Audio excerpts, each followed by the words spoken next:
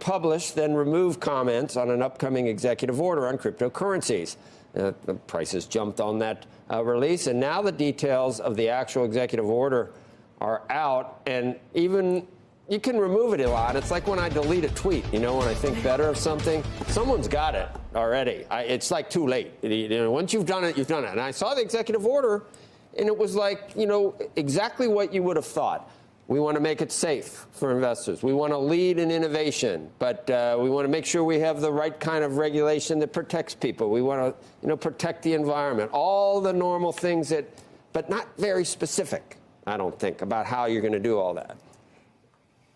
Right. What they're saying is that this is responsible innovation. President Biden will sign this executive order today, calling for just that in the crypto industry. The White House is directing a government-wide audit of the risks and potential benefits focused on a list of 6 key priorities. And those are consumer and investor protection, financial stability, illicit finance, U.S. competitiveness, equity and inclusion, and a host of other factors like privacy, security, and climate. Now, Treasury is tasked with developing policy recommendations for the industry, as well as issuing a report on the future of money and on payment systems. The Commerce Department would take the lead on creating a framework for the best ways to use the technology, and the administration is encouraging regulators to provide sufficient oversight and safeguard against systemic risk. Now, this order calls understanding how a central bank digital currency might work urgent, but a senior administration official said that foreign CBDC do not pose a threat to the dollar.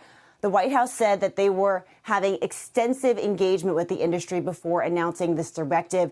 And in fact, they started calling those weekend meetings Crypto Sundays. So as you mentioned, the initial response to the inaccurately posted or incorrectly posted Treasury statement was positive. But now that folks can dig through the details, we'll see if that sentiment holds.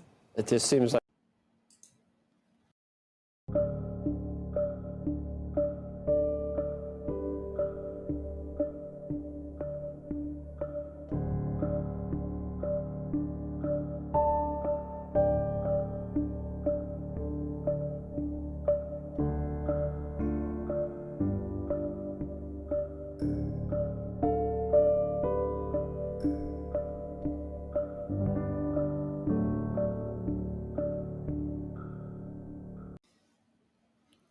Happy Bitcoin Tuesday, freaks. It's your boy Odell here for another Citadel Dispatch. Citadel Dispatch is an interactive live show about Bitcoin distributed systems, privacy, and open source software. That clip you saw just previously was about the executive order that appears to be a massive nothing burger. And they were talking about it on CNBC. That was the U.S. executive order. If you're joining us here live, you're either joining us on Twitch at twitch.tv/Citadel Dispatch or via bitcointv.com. If you just click Citadel Dispatch after you go to bitcointv.com, you can see the stream there as well, and on Twitter. Dispatch is also broadcast to your favorite podcast app after the show, with all video archives posted to bitcointv.com. I want to thank all the freaks who continue to support the show, keeping Dispatch 100% audience funded without ads or sponsors, purely focused on actionable Bitcoin discussion. Really could not do it without you. Also want to thank all the freaks who join us in the live chat, which is self-hosted on Matrix.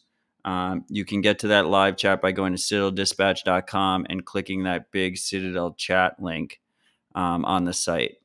Our live chat now has over 900 ride or die Bitcoiners that are constantly having really great discussion throughout the week, not just on Tuesdays for the show. So be sure to join us. I know it might sound complicated because the name is called Matrix and I said the word self-hosted, but it's actually rather simple. So if you just click that link and follow the steps, I have faith that you can figure it out. Like I said, over 900 other people figured it out. The two easiest ways to support the show is either going to citadeldispatch.com and clicking our BTC Pay link there. You can send either on-chain Bitcoin or Bitcoin via Lightning. I also have my Samurai Paynim there, which links to my BIP47 payment code. If you know what that means, It means you can send me on-chain payments via either Samurai Wallet or Sparrow. The other easy way to support the show, which a lot of freaks seem to be enjoying, is podcasting 2.0 apps. They work like a regular podcasting app, but you're able to load them up with sats and choose how many sats per minute you think Dispatch is worth. And then as you're listening, it will literally stream sats directly to my node. Every day of the week, I like open up. I I go and look at my node and I just see, one sat, two sats just coming in every minute. It's not necessarily much, but it's extremely rewarding. Just seeing you guys listening and supporting at the same time. And on that note, it's come to my attention that since Dispatch is one of the most popular shows on Fountain Podcasts, so my two favorite podcasting 2.0 apps are Fountain Podcasts and Breeze Wallet, and it's come to my attention that Fountain Podcast is running a promotion.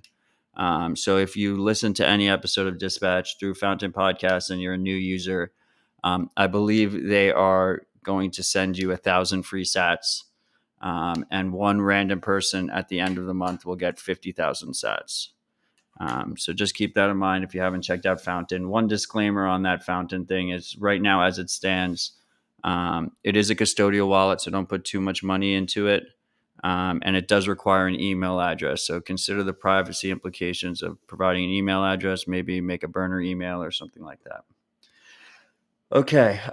With all that said, I know I was a little rough around the edges on that intro. This is still Dispatch 59. We have the one and only Rockstar Dev, famously known for his work on BTC Pay Server and now Strike, here to join us for the second time ever. What's up, Rockstar? How's it going? Whenever I'm with you, Matt, it's going amazing. Here to encourage and inspire, as I said in our exchange when you were announcing this podcast. Love you, bro. Do you remember what episode you were on originally? Well, I don't remember the number, but I remember being with Suhab and talking about Lightning and RTL and all that stuff. And then by episode 12, citadeldispatch.com/CD12. If you haven't listened to that, that was a really fun rip. Yeah, exactly. You just, okay, now I know it's inverse of 21. It's 12. I had to duck goose it. I'm not Stefan Livera, so I don't remember all the. Not only do I not remember all my episodes, I don't prepare before my episodes, so I didn't look it up ahead of time. Listen, we can't all be polished, Stefan. I mean, come on, that angel voice when he sings. Maybe we should play some clip of him singing, and then it can inspire you and me to be better, like do more. If you haven't seen Stefan at 2 a.m. doing karaoke, are you even a Bitcoiner? Yeah. I'm so glad that we were so early, like already asking the questions that really matter. Because, well, I mean, I have a feeling that this conversation. So the topic of this conversation is the viral nature of information and the power of open source software. I feel like there's been a lot of darkness lately in terms of like the news and current events and things that impact sovereignty and privacy. So I have a feeling that this conversation is going to get pretty solemn really quickly. Not hopeless, but solemnly optimistic. So like on that note, like it's kind of nice to, start it up with a bit of cheer. So I think bringing up Stefan's beautiful voice is one aspect of that. But another aspect is right before he went live. I know you're a relatively new American. But it appears that the U.S. government, Docs. What? Docs. But yeah, Docs. Let's keep going. Yeah. The U.S. government did the most effective thing they've done in my whole lifetime, which was repeal their horrible policy of time changes twice a year. So now we will not have time changes anymore, is my understanding. Oh my God, I missed that one. Like, is it real or it you're came out like an trolling? hour ago? I'm pretty sure I did like a triple double check. I did a 6-time check, and I'm pretty sure it passed the House and the Senate, and we're good to go. In typical U.S. fashion or typical government fashion, it's permanent daylight savings time. They couldn't just do permanent time, but at least there'll be no time switch. Well, this is also why it's great that you're doing this podcast with live chat, live audience. See, like we get you see what corrected in the BTC real Pins time. just said? Yeah, it's like only Did I Senate just jinx approved, not it? House yet. Yeah, I'm pretty I don't sure think you the did. House passed it. Did the House not pass it? Does it always? Do things always go to Senate first and then House? I don't know how it works. Matt, what you need to embrace is the fact that you're a dream boy. So you see I'm the about to future. get rug pulled. I'm about No, to get fucking rug it pulled. will. It is passing the House as well, man. Just you see the future, and that's why also people love you, and that's why it's so hard on you, because you see the best possible futures, and then the rest of us can't live up to that standard. But as I said, no worries. I'm here to talk about all of that, because you scared me, man. You said government, and I immediately thought we were going to like discuss this bill, whatever it is. Which one? The one that's about regulating cryptocurrencies. Like, what is that? The one you played in the intro video. Oh, that was the executive order that Biden. Biden like pulled a Justin Sun. He did an announcement of an announcement. No, man, I'm telling you, as soon as I now see equity and inclusion in paragraph, I'm like, okay, they ran out of ideas, like what to add here, but they needed to announcement of something. Okay, I mean, before we continue, I just want to say that if the House doesn't fucking do this, I'm gonna feel personally guilty that I jinxed it. I'm a strong believer in the jinx. You want to bet? So if we do get rug pulled on this, I'm gonna say that that's on me, freaks, and I apologize. No, we can bet it's getting passed. I can win the same way. You got inside man. I just believe in your visions, man, and I believe in you. So I know what's happening, and as you said, I'm involved with BTC Pay server. I'm involved with Strike. I can recognize correct vision early on. So. Okay, well, BTC Pins is saying that it'd be weird if the House held it up. The Senate passed it unanimously, so fingers crossed. I guess my fact checking was absolutely abysmal then, but I was rushing to get Dispatch up, so there's that. So let's talk about this executive order. Do you have any thoughts on it? Did you look into it at all, or it doesn't say Bitcoin once in the whole executive order? My only comment is what is like rich dad poor dad, he explained it the best. It's like everything piled on and doesn't make any sense. I'm telling you, at this point we're just living in completely information mad world, and politicians are just announcing thing after thing after thing that doesn't mean anything. Except for the permanent no time change thing. That's why I was so surprised when you announced it. Like, thank God, so something useful after. It seems so practically useful, right? Just like don't fuck with my time twice a year. Now I want them to. The next thing is we just need a standard time zone. What do you think about the standard time zone idea? So what is it like? We're just all in the same time zone. No. I mean, ideally, I want it to be global, but if not global, like at least America is just all on one time zone. No. Why not? What does it matter what the number is on your watch when it's dark or when it's light? It should just be the same number, regardless if you're in New York or Texas, or I mean, no one should be in California. Because when you start to travel around the world, it would be completely like crazy this way. When you do, because you would have people used to 2 a.m. meaning something completely different than another person. Like, yeah, but if you got on a plane and flew 7 hours, you would land 7 hours later than when you got on the plane. No, you're optimizing the wrong thing. No, it's like we spent millions of years in certain rhythm and just changing that rhythm because it's a marginal gain for something like, Not flying a across the marginal ocean. gain. It is. Time No, zone's you fucking shouldn't do strike. it. I mean, you work on 2 remote projects, right? Strike is Mhm. got a lot of remote employees, I presume, and I know BTC Pay has a lot of contributors from around the world. Yeah. Isn't it a Yeah. fucking pain in the ass coordinating what time zone you're talking about and stuff? Like what time is it No, here? it's What not. time is it there? No, no, you just get used to the tools. Like every time zone use calendar.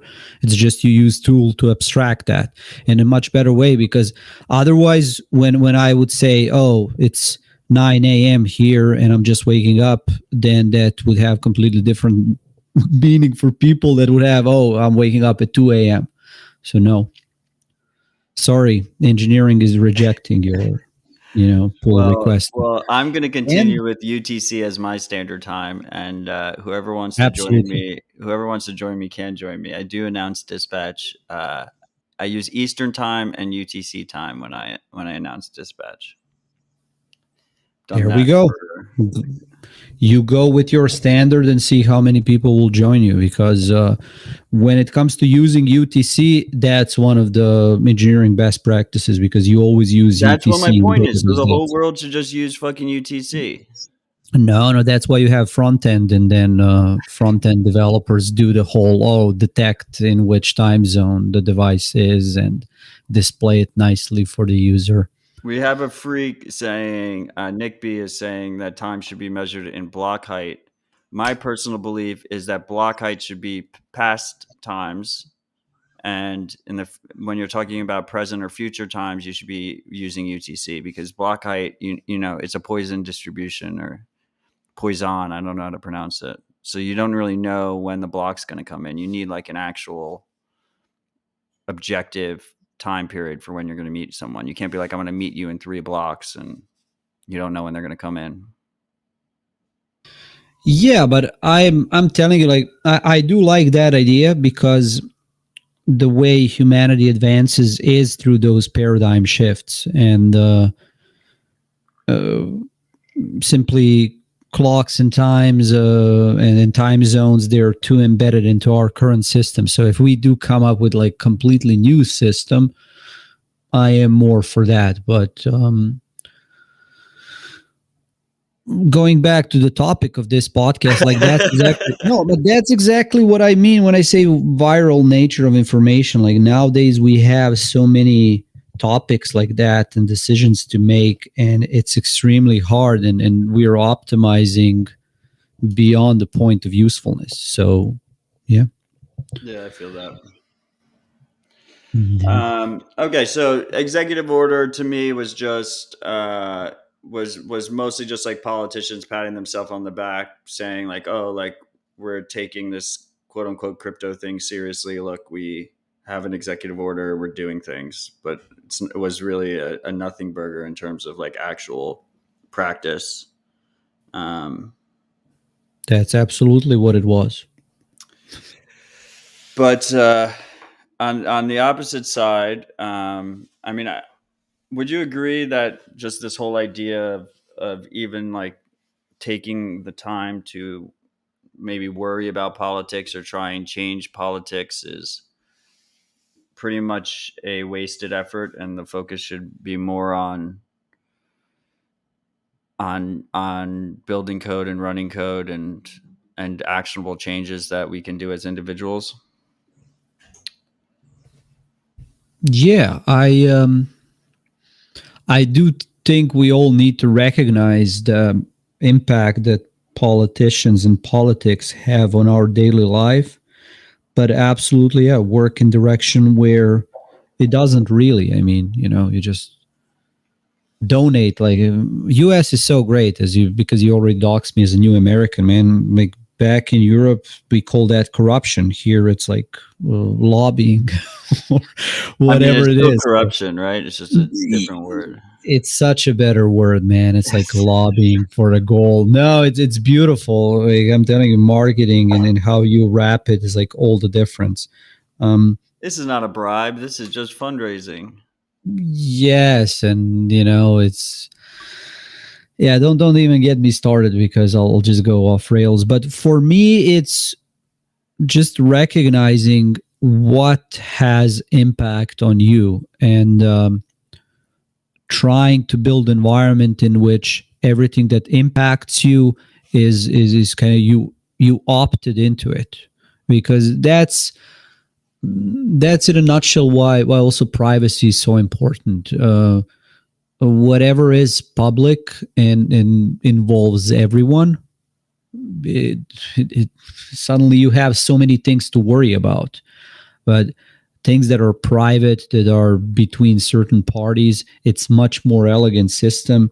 And yeah, I'm looking forward to two of us discussing the history of like how we where we started, what was the development, how we got here, because it all also has to do with the speed of information. Privacy, like when people talk about privacy and how things were better back in the day, I always respond it wasn't. It's just that if you did something terrible, like made a stupid decision, it wasn't on internet for everyone to record it and be like with a crypto deleted tweets or whatever. Now it's just information is so much faster. Information can be killed, and privacy, importance of privacy grows in like order of magnitude, including the acts by politicians. So really looking forward to discussing that with you. But it's interesting, right? Because it's like, I mean, information is inherently viral, and it's more viral than ever in this connected world that we have. But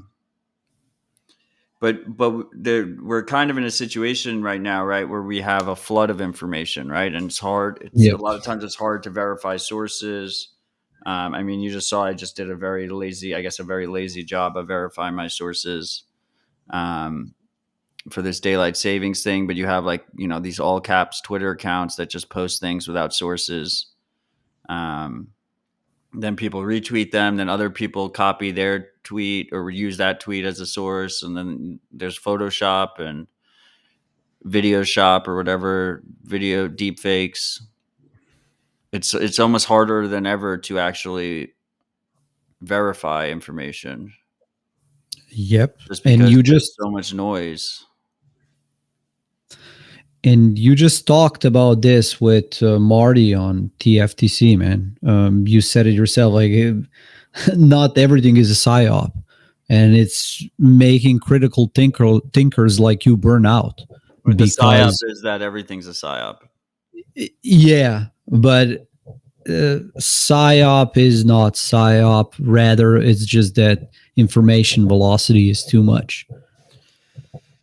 Yeah. It's what you said about like being a critical thinker, which you are. You are, yeah, one of the best we have in Bitcoin. But the critical thinkers need time to process those, important questions like who, what, where, when, why, how. Like you need to ask, okay, yeah, who benefits from this? Then you need to think about it.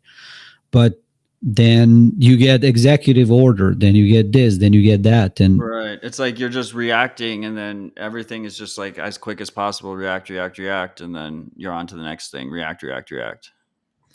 exactly. And that's the beauty of privacy of Bitcoin, really, because it allows you to disconnect and not worry, especially when we do get on Bitcoin standard. No longer will we need to follow, okay, yeah, politicians just gathered together and got 21% increase. I mean, is that verified? Because I found that one phenomenal. Like with Bitcoin, 21 million, but they also increased their salaries by 21%. Wait, who I love increased their salaries by 21%? Senate. BTC pins. Can we get fact check He's on our that politics fact checker. I didn't hear that. one? You But see? I believe that their salaries should be reverse pegged to inflation. So as inflation increases, they should go down by the inflation rate. That I feel like that would be a cool rule. No, they definitely like. Watch inflation Um, get squashed if that rule ever got passed. So I mean that's one of the, I mean, you mentioned something there, and to me that's always been one of the really cool aspects of Bitcoin, um, and really just the free open source software movement in general. But just this idea of objective truth, right? This idea that I don't know if there's any real other objective truth besides something that you can actually verify yourself and know that it hasn't been fucked with. And Bitcoin encapsulates that on even a grander scale than I would say other free open source software, and the fact that you have this idea of proof of work, right? And you have this idea of that this chain is backed by that work, and it hasn't been tampered with, it hasn't been fucked with. There's no corruption at the base level. yep, exactly. Because I have this weekly discussion with my most successful nephew, Jack Mallers, and we were talking about like what is it that gives value, and it is that proof of work. Look Which at is this. We got a freaking sorry to cut you off, from Twitch that says 21% increase there in we the go. members' representational allowance. But I don't think it's been passed. Well, we will see as our It's in the omnibus bill. They like make these massive bills that have to pass. So it'll probably get. I don't know which one of them would vote against it. Like, why would they vote against their own pay raise? I'm surprised they didn't make it more. well, there are like few shreds of credibility and actual altruism left. I would say, because you saw the bill. Read the bill that wanted to cap, like, if your bill is like 100,000 pages, like we need at least like 10 days to read it. You saw that one or no? Did that pass? No, it was just like proposed, but it's like it would. But that's If what I'm the saying. That's like a pat yourself on the back bill, right? Like, they know it's not going to fucking pass, and then they get to go and tell their constituent. It's like this executive order. They go tell their constituents, "Look, I care. I'm doing things." I actually like that bill, because if there is a bill that's 2,000 pages and it passes in matter of like 17 hours, like who read that?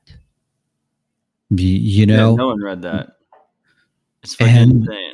I mean, 2,000 pages is small, I think. Like, these omnibus bills are like 80,000, 100,000 pages. That's exactly like where we need to step in, like all of us, and start acknowledging failures, because otherwise, like, this whole world with information velocity is definitely going to hell. I mean, we are just jumping from one thing to the other. Like, you start looking at the world and it's like one giant teenage ADHD, man. Like, whatever goes, basically. It's that latest meme, I support the current thing. It's just exhausting for everyone, and I do expect, well, people that are in like really have power and really have influence, really have money, they're already out of the system, because this current system is completely unsustainable. It's just people that are in it don't have guts, courage to recognize it, and but yeah, it So needs to change. what can the freaks do in this environment? What can I do in this environment? Because I'm definitely feeling fatigued by it. Well, because you say this is always actionable Bitcoin discussion, I had a proposal for today's action for everyone that's listening or will listen, and that is establish your new digital identity, which is what I will be. Well, I already did it. I have few, but let's get that over with, because we mentioned Stefan in the intro, Yes. Big news, breaking news. We can now tweet breaking. Rockstar is dying. And I was already Funeral of telling you, Rockstar. funeral, yes. And now date is set. It's August 13th. So You've set the date already. well, it's good to know when you will die. But I wanted to formally invite you to Which give time zone? eulogy. UTC, of course. We'll go with UTC. But formally invite you to give eulogy. You'll be the speaker. Livera is singing. He's already in. Okay, I'm down. So I mean, so you're still gonna be around. You're just gonna be operating on the other NIMS, right? Well, we'll see. We'll see. Yeah, like I don't want the freaks to like start sending you flowers or whatever. Like save your sats. Of course. He No. They doesn't. should send. He's not No. physically dying. Yes, they should send hats, not They just flowers. send hats. See, this is the latest hat present from my dear Benz. So One I of actually them is wanted my to next. talk about this. I mean, so you mentioned it as an actual thing, and I think this is an important exercise. I mean, I think people, if they haven't yet, should like start getting your hands dirty, like play around, make NIMS. Like it doesn't have to be perfect in the beginning. Disposable NIMS, change them up. And when we say NIMS, it's short for pseudonyms. So not your real name, not your real picture, not attached to your the Gmail address that I hope you're not using for absolutely every account you sign up to. Not attached to your phone number that you've used since you were 10 years old. That is basically acts like a social security number and ties all your identities together. Like start practicing playing around with this as a concept. I mean, I think everyone should.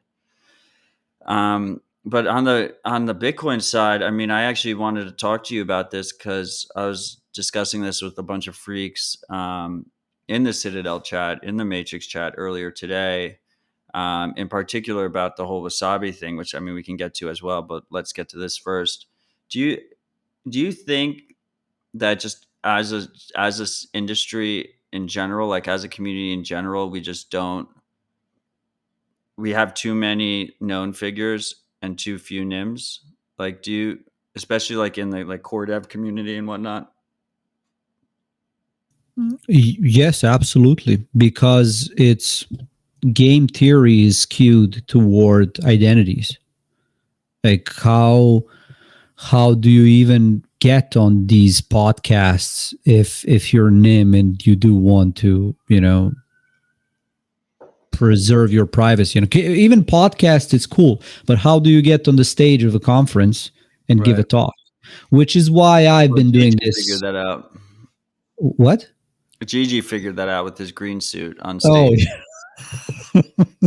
yeah, he took it to the next level. So what I am doing is every public appearance like that, I am wearing a mask. It's like two in one because it also triggers everyone that's against mask mandates. But couldn't you also just have like Rockstar reincarnates and then dies again? You could just like have like the second coming of Rockstar, the third coming of Rockstar. Well, maybe because I was mentioning funeral also in the context of like how do you slow down that information velocity, and like dying is definitely one of the ways which I would recommend.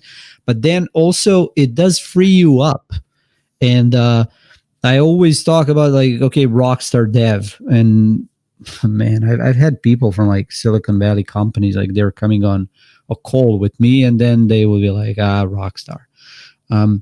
But it gives you opportunity to like tweak your identity, because look at my NIM, look at your NIM, like yours is so much better. So one of the things that when I'm experimenting with NIMs down the road is like, I'm going to go with something that can pass by for like a real name. Yeah, But it always works better. it's like, yeah, people are like, that's a real name. It's like, no, it's not. So I So, I mean, when you mentioned podcasts, I mean, one of the reasons I launched Dispatch was to get more exposure to NIMS. It is a voice only show, no video, so it's more NIM friendly in that respect. Um, there is some risk of doxing your voice. Like, I mean, if you come on the Citadel Dispatch 78 or something under a different NIM, like I think it'll be pretty fucking obvious to people that it's you. So some NIMs like 6102. I see someone in the comments was asking about where to get burner numbers. Silent.link is a really good option that works really well. That's Bitcoin only, doesn't take other identification information. I asked the lead dev of that to come on. He was like, I don't want to dox my voice. The lead dev of cypherpunkpay.org didn't want to come on for the same reasons. But that's also why I take a lot of pride in being the only live Bitcoin show with a chat that's streamed directly into all of our streams and archived forever, because it means that people can participate through text through the live chat. So 6102 used to participate a lot before he had his digital death. Maybe he's still participating under a different NIM. But that was one of the main reasons why I started Dispatch and why Dispatch is set up the way it is set up. Conferences is a whole different thing. I mean, I think there is a very big there's a if you care about privacy, it's really hard to do in-person events, large in-person events, period. GG has kind of figured it out to a degree with the green suit. But it's just, everything has trade-offs, right? So you have to assess those risks and you have to decide what you want to do. I mean, I do think meeting up in person is extremely powerful. I mean, we met in person what feels like a decade ago, but it was like 3 years ago, I think. And, that was I had a great time with you and I got to know you much better as a person. And we got to have conversations at pubs at 3 a.m. that you'll never have online. I think you can get a lot of that out of local meetups. That's why I'm a big supporter of local meetups. And I think local meetups should have no video and no photo policies, or at least some of them. The ones that I support, I prefer that they do. So that's like a nice middle ground, I would say. And I mean, you don't show up as, don't like walk up to someone and be like, this is my NIM. Because that kind of defeats the purpose a little bit. But if you don't do that, they'll have no idea. Yeah, but there is a beauty of that selectively revealing yourself. It's so good, right? Yeah, I've had like people introduce me, like they're like, Matt, like huge fan, like I'm Paul, like blah blah blah, and I just like, oh, like great to meet you, blah blah blah, and then like they dropped their name. I was like, oh shit, dude, like fantastic to fucking finally meet you. It was like, you should have led with that. It's like, yeah, you're glad to meet me. I'm like glad to meet you, man. It's beautiful, and you were saying like such a great things about the setup for Citadel Dispatch, and there I am is a problem. Look at my setup. Like you set this up for voice only, and I have such a beautiful camera and setup. Yeah, I mean, well, you made your setup. To the people who are listening, most people come in through the podcast feeds, but the people that are listening, Rockstar has his iconic money burning background with a silhouette of his face and body, so you can't actually see him. So you actually have figured out a hack to the shows that require video. I mean, most shows nowadays I feel like require video, but on Dispatch, you're the exception. Yeah, and then it gets into the whole, how do you build reputation, because it's all about that, right? And kind of normie convention is that reputation involves, hey, government issued ID, first name, last name, your appearance, and I very much look toward that being changed, because hey, if I gave my first name, last name, it wouldn't mean anything to tons of people now. Like, they know me by this digital identity, and my reputation is bound to that.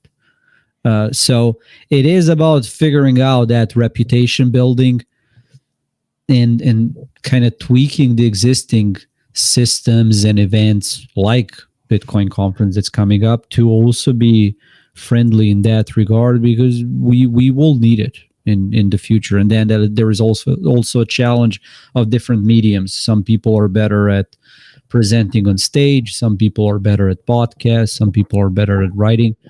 But the more we can facilitate these different methods of building reputation, and the more people we will be able to leverage into, creating better future, because so many people are opting out of existing systems because they are inherently stupid. Like you need to submit a credit score to like get a job and BS like that, man. It's Yeah, I mean, ridiculous. I saw someone on Twitter who was complaining that they applied to a job and they did they made him hand over like social media handles and they did like social Yeah. media check. I mean, you see, obviously, most freaks have probably tried to rent an apartment and they asked for like your whole fucking life to rent an apartment. Um, like all these, and there's so many different things where like you can't even. It's very difficult to live a normal life without handing this personal identifiable information everywhere you go. Even things as like the driver's license process, or if you want to register to vote or something, like privacy is the last thing that those policies take in mind, and in fact they tend to do the exact opposite. Traveling nowadays, we talk about travel restrictions getting worse. um, well, it's like pretty much impossible to travel by plane right now without just pulling your pants down and giving them absolutely Literally. everything, especially if you're crossing a border. um, it's a fucking mess. But I will say, on one positive note that I've noticed, just to fall into the kids these days memes.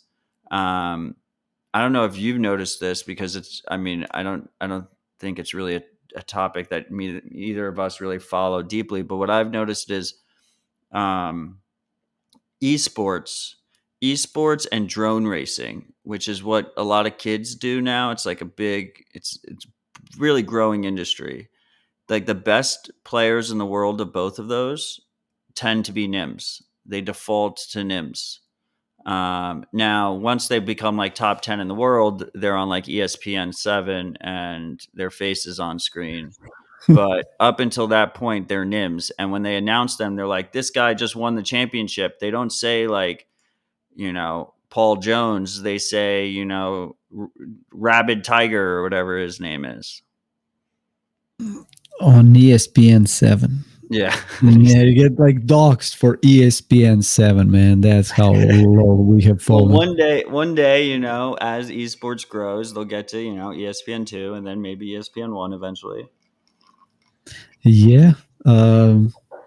Yeah. Because to me, that will be also the measure of quality of the world. And, well, not the world, well, specific environment with which we are talking about.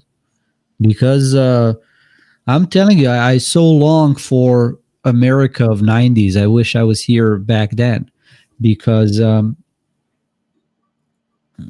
it's just like all these additional things that were added after 9/11, and like extra check, extra check, extra There's like a check. combination of like 9/11 and just like the digitization of the world, right?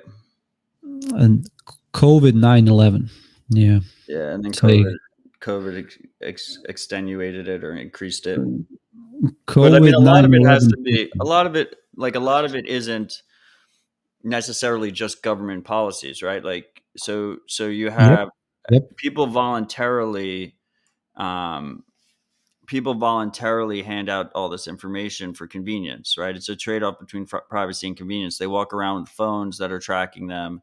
They have wiretaps in their house. They're sending their DNA out to services so they can see a nice pie chart of where they come from.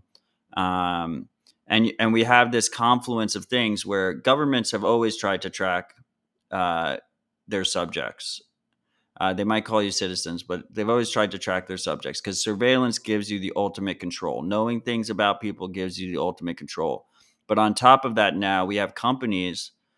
So on the government side, we're like essentially treated like data slaves, where they're just trying to take as much information as possible, think what we're thinking, use it against us, constantly be a step ahead and corral us. And then on the corporate side, we're like cattle or crops. They're like harvesting our data for monetization. They make tons of money off of us. We're like we're a resource to them. We're a resource that can be harvested, our private information. And then governments use that monetization scheme, all that data that the companies are getting, and it amplifies everything. It's this massive circular feedback loop. And we didn't, even without 9/11 or whatever, like we didn't have that. It wasn't there. That mechanism, that whole corporate infrastructure of tracking people through digital means, just didn't really exist yet. And it was developed so quickly. Yeah, that's where I think a lot of your, how do you say it, the conversation will turn solemn, right? That's where I think like a lot of your sadness is coming through, because as a critical thinker, you see all of this. You say like cattle. We absolutely are information cattle. As individuals, we like generate information, and once systems and technology allow it, you can now start harvesting information from individuals and get into advanced scenarios of predicting what will happen, controlling individuals. As the latest meme says, yeah, NPCs. It is literally functioning now to the point where you don't even need to do too much preparation. You just start new wave of media and news articles, and it's like you upload firmware into millions of people and get them to react in a certain way. One of your favorite tweets that you tweeted out, like I loved it. It was like, some of you will trust the government until your pronouns are was were. So it is absolutely like that. And it's not only government, because at least with government, you can organize some kind of movement, like get them out of the office or get media on your end. It's about corporation. It's about that cyberpunk future, which is, high technology, low standard of living, which is what we are seeing more and more. And the best part about that tweet is, one of the best parts about Twitter is there was a shit ton of people in the comments below letting me know that was, were, aren't pronouns. Well, you didn't use the opportunity to say like they're mispronounced. I mean, they were grammatically correct. They are not pronouns. It was just no. Yes, they are. They're my pronouns. So we have someone in the comments mentioning, then don't use Twitter. And I do agree that Twitter is a surveillance platform. I agree that it's a tool used to monetize people and to a degree control people. And I would say that maybe in the beginning it wasn't as much used for control. I like to believe that the original ideas was to, make information more open and communication more open. It is, to me, is a balancing act. I use Twitter pretty much only professionally. I only use it for Bitcoin things. And I try and limit my usage as much as possible. Me personally, just airing everything out here with the freaks and with Rockstar. I have no other social media. Twitter is the last man standing. I could give two shits about all the Twitter clones that are replacing it. I won't even sign up for Mastodon. I'm at the point where, and I'm completely shadow banned on Twitter now. So not completely. I mean, they have me down pretty brutally. Like other people complain about being shadow banned, but no, you're in the bubble now. Like they break my tweet threads and shit. So like I'm pretty close to being done with it. It's just a question of of basically, bootstrapping Dispatch, bootstrapping the Citadel chat, having a tribe that you can communicate with and discuss things with and build things with, so that you can be relatively immune and you can actually opt out. Like, I will say, I don't even remember how many years ago I deleted my Facebook and my Instagram. It was a long fucking time ago. But I mean, there was a whole set of friends and family that just disappeared. They are not in my life anymore when I left that platform. Um, and that was a pretty rash decision. Like, that was just woke up one morning. I was like, this is all getting deleted. I was like, what the fuck am I doing? So with Twitter, I'm just being a little bit more calculated about it. But fortunately, I feel very grateful that I do feel like I found my tribe. I do feel like um, I could get banned from Twitter tomorrow and I could still have the discussions I want to have. I could still support the projects I want to support. I could still build things. And I think that's a very rewarding thing when you realize that these centralized platforms can't necessarily cut you off and cancel you. They can cut you off from themselves, from their platform, but um, they can't significantly disrupt your life. Yeah, because this world would have been much less rich if you followed through with your cutting off of social media. Like, you and me would never met, probably. Right. I One of my hobbies is going back to Matt Odell tweets from like 2016, 27. Like, I don't know how far back you go, but I love reading your tweets when it's like 0 likes and you're advocating for something, which in retrospect makes so much sense. But it is like, that's the balancing act you're talking about. I last few years unfolded for me the way they did because I created a Twitter account to mostly to retweet Nicholas's tweets when I joined BTC Pay server team. But from there, as my current persona grew, like it opened so many doors. I mean, I wouldn't be in Strike today if Right. I wasn't Rockstar developer, on Twitter. So I would advise everyone to absolutely be conscious on privacy and like not being information cattle. If you can turn the situation around and make that platform be a cattle of yours, absolutely do it. And if you see you're losing the battle and you're giving more than you're getting, then yeah, like get out. I mean, you mentioned cypherpunks, right? And Eric Hughes in the Cypherpunk Manifesto, like, he specifically says, like, privacy is not secrecy. Privacy is the ability to selectively reveal yourself to the world and choose what you reveal, right?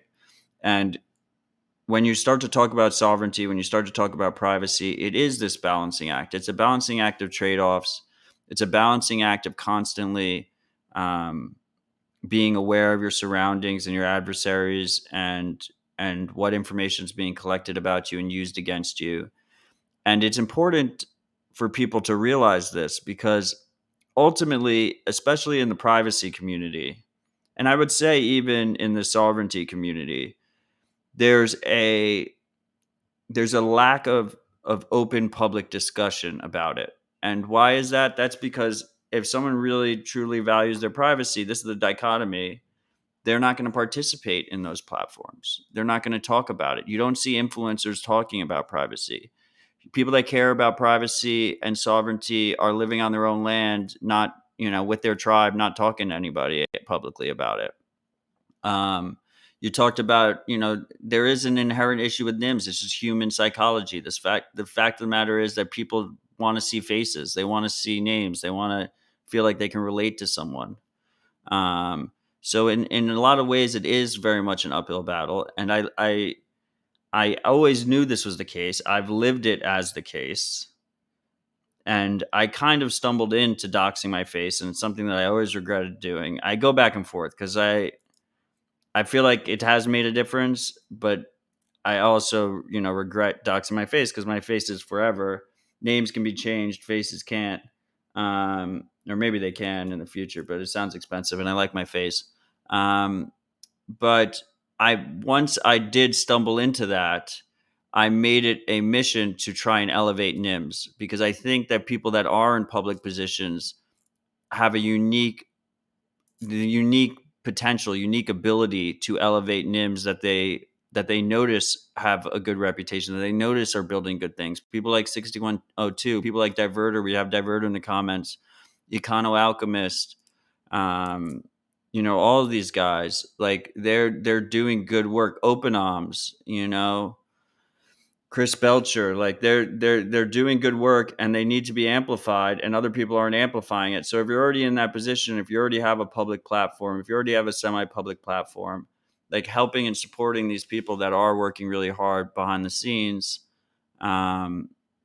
is extremely actionable, and I like to think extremely effective. And one of the things I've been noticing, just to bring it back fully around, is this is something, like I said, that I've lived through, that I've seen it happening, that I expected it to unfold.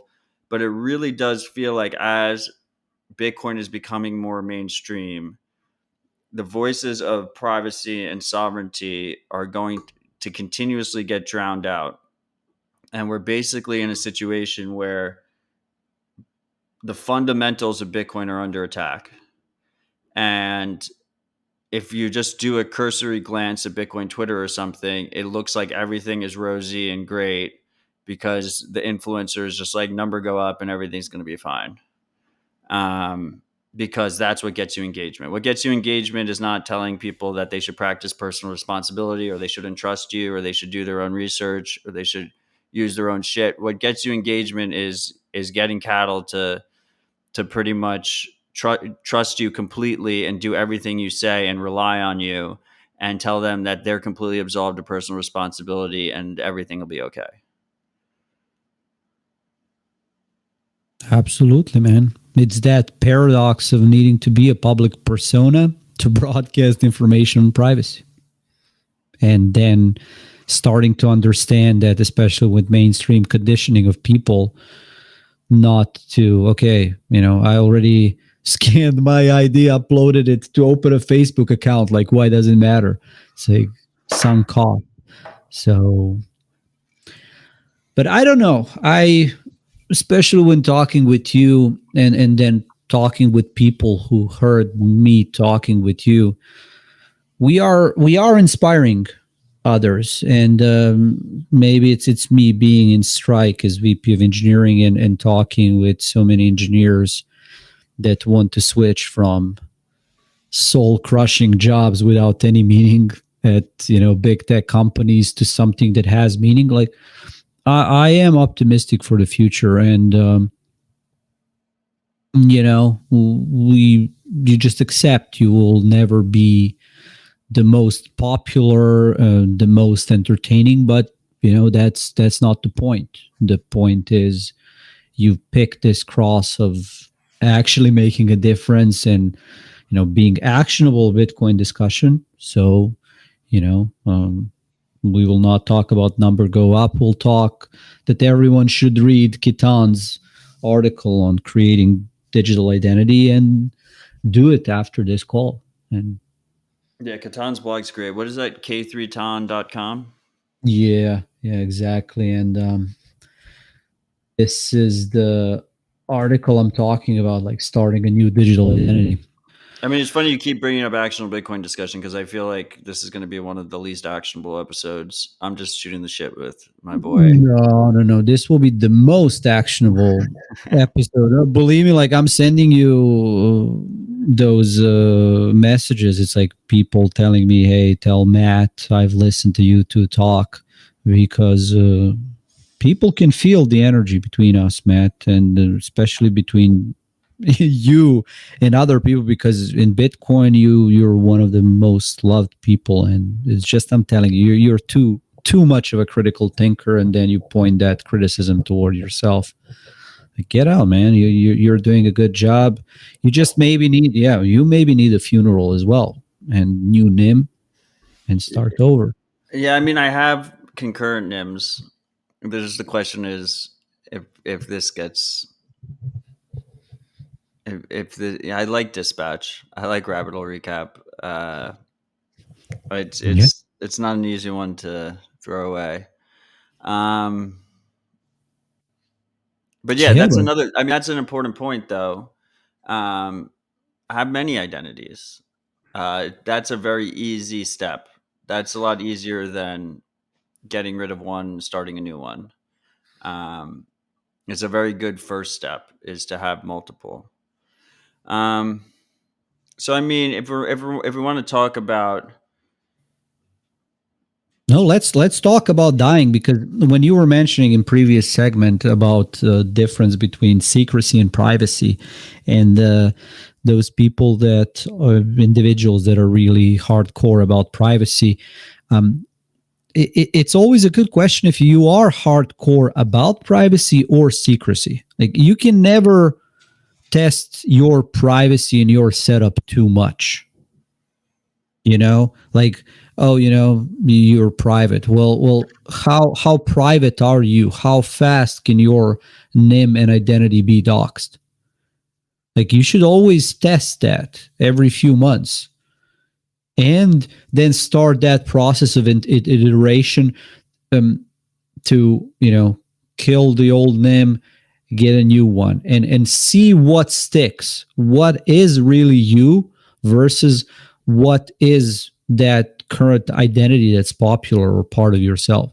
Because that's also another thing that I dislike about the fact that only those that are most public, most vocal, most entertaining, like, they get all the stage. It's like, identities, like digital or otherwise, are such a big topic, but last decades at this point are dominated by shallow identity talk that doesn't go into specifics of, uh, you know, all of us, we're not the same person 100% of the time. We're different people. And we need to formalize those identities, because Matt at work is different than Matt at home, Matt at the bar, Matt in this setting. Like, is it more personal? right, there's no reason to tie it all together.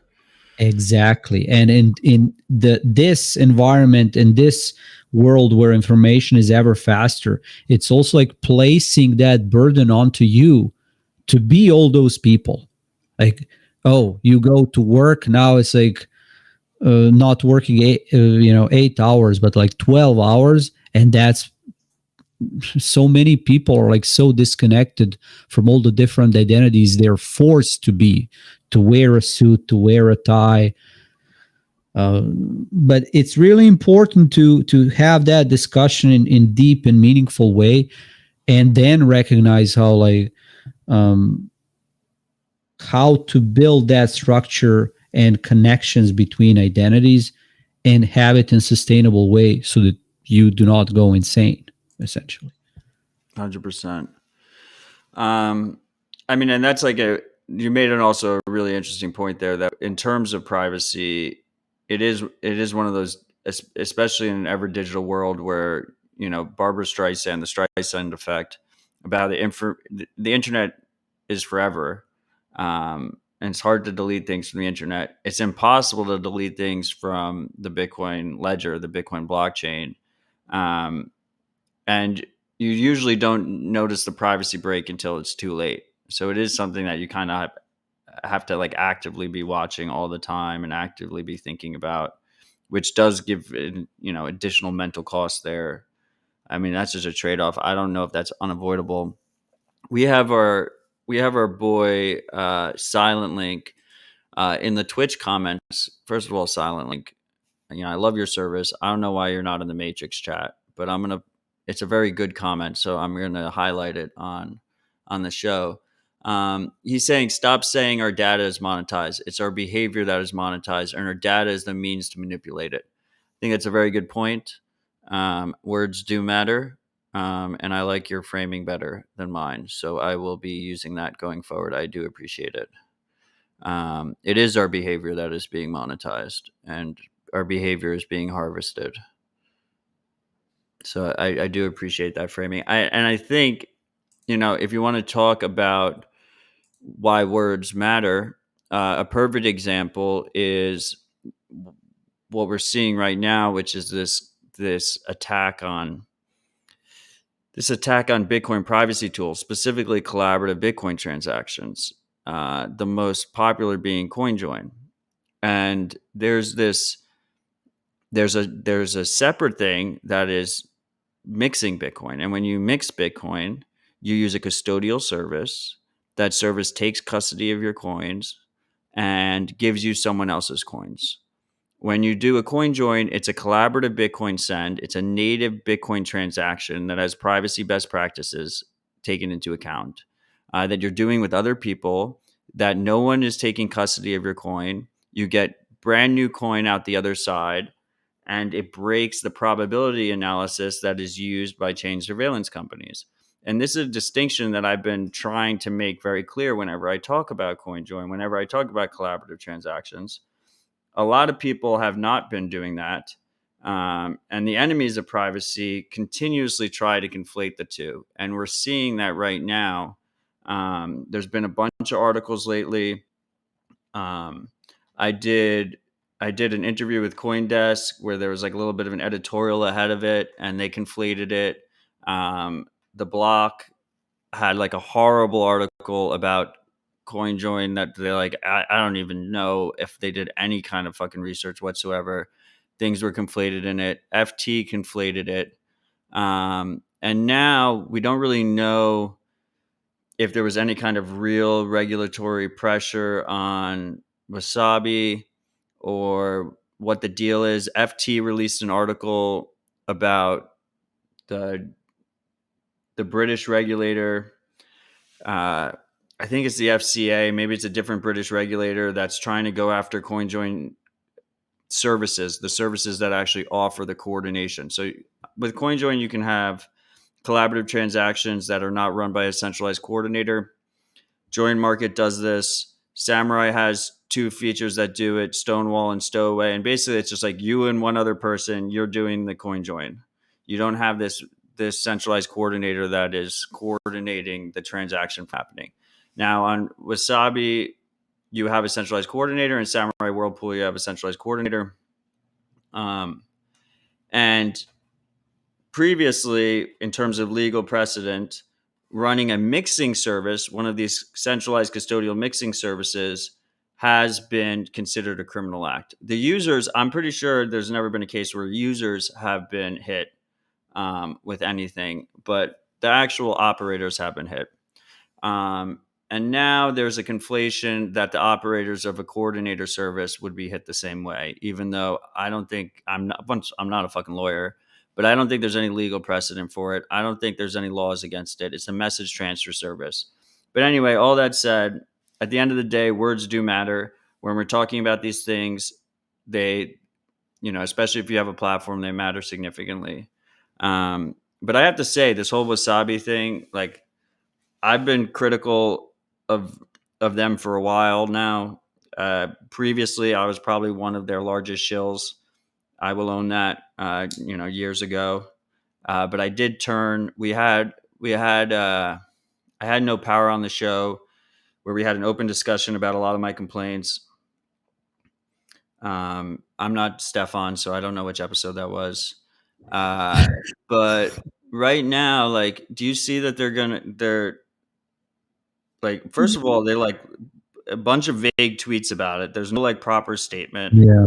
And then in Telegram, in the group chat in Telegram, No Power, the founder of Wasabi, said they're going to pay a chain surveillance firm, or multiple, I don't know, I think he said one, to screen transactions before they go into CoinJoin rounds and block transactions if they get flagged by the chain surveillance company. And presumably, I mean, these chain surveillance companies, they're sharing all this information around. They're combining it with other data they have, other external Yeah. data they have from KYC companies and stuff. So like CoinJoin fees paid to Wasabi will literally be paying, these anti-privacy mercenaries. And I just don't understand. Like, maybe they disagree with my technical issues with Wasabi and some of the choices we made on No, defaults, but like why not just shut down the company at this point instead of doing that? Like that's just disheartening, right? That's just like, where are the priorities there? yeah, I've always tried to be like, be hard on the issue, not hard on the people. And they say you were one of their biggest shills. You still are, man. See, we're giving No, I'm not. advertising to Wasabi right now. Um, Don't use it. well, yeah, you don't use it anymore, but we are shilling it on No, I'm the saying don't. The freak shouldn't use it.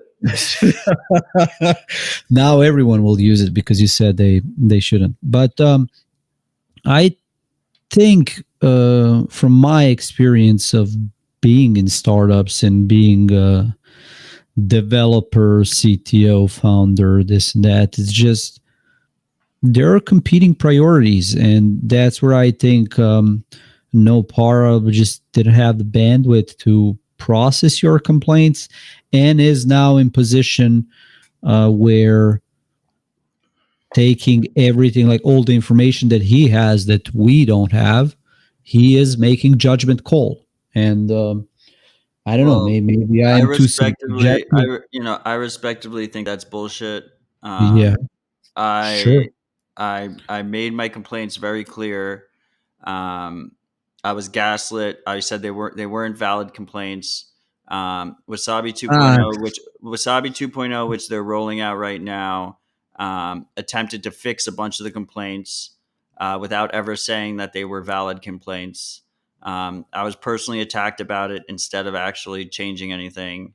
But I'm willing to put all that behind me in terms of this yep. present discussion and everything else in a vacuum, right? Everything else in a vacuum. Wasabi, we're talking today, this conversation is about the title of this conversation is The Viral Nature of Information and the Power of Open Source Software.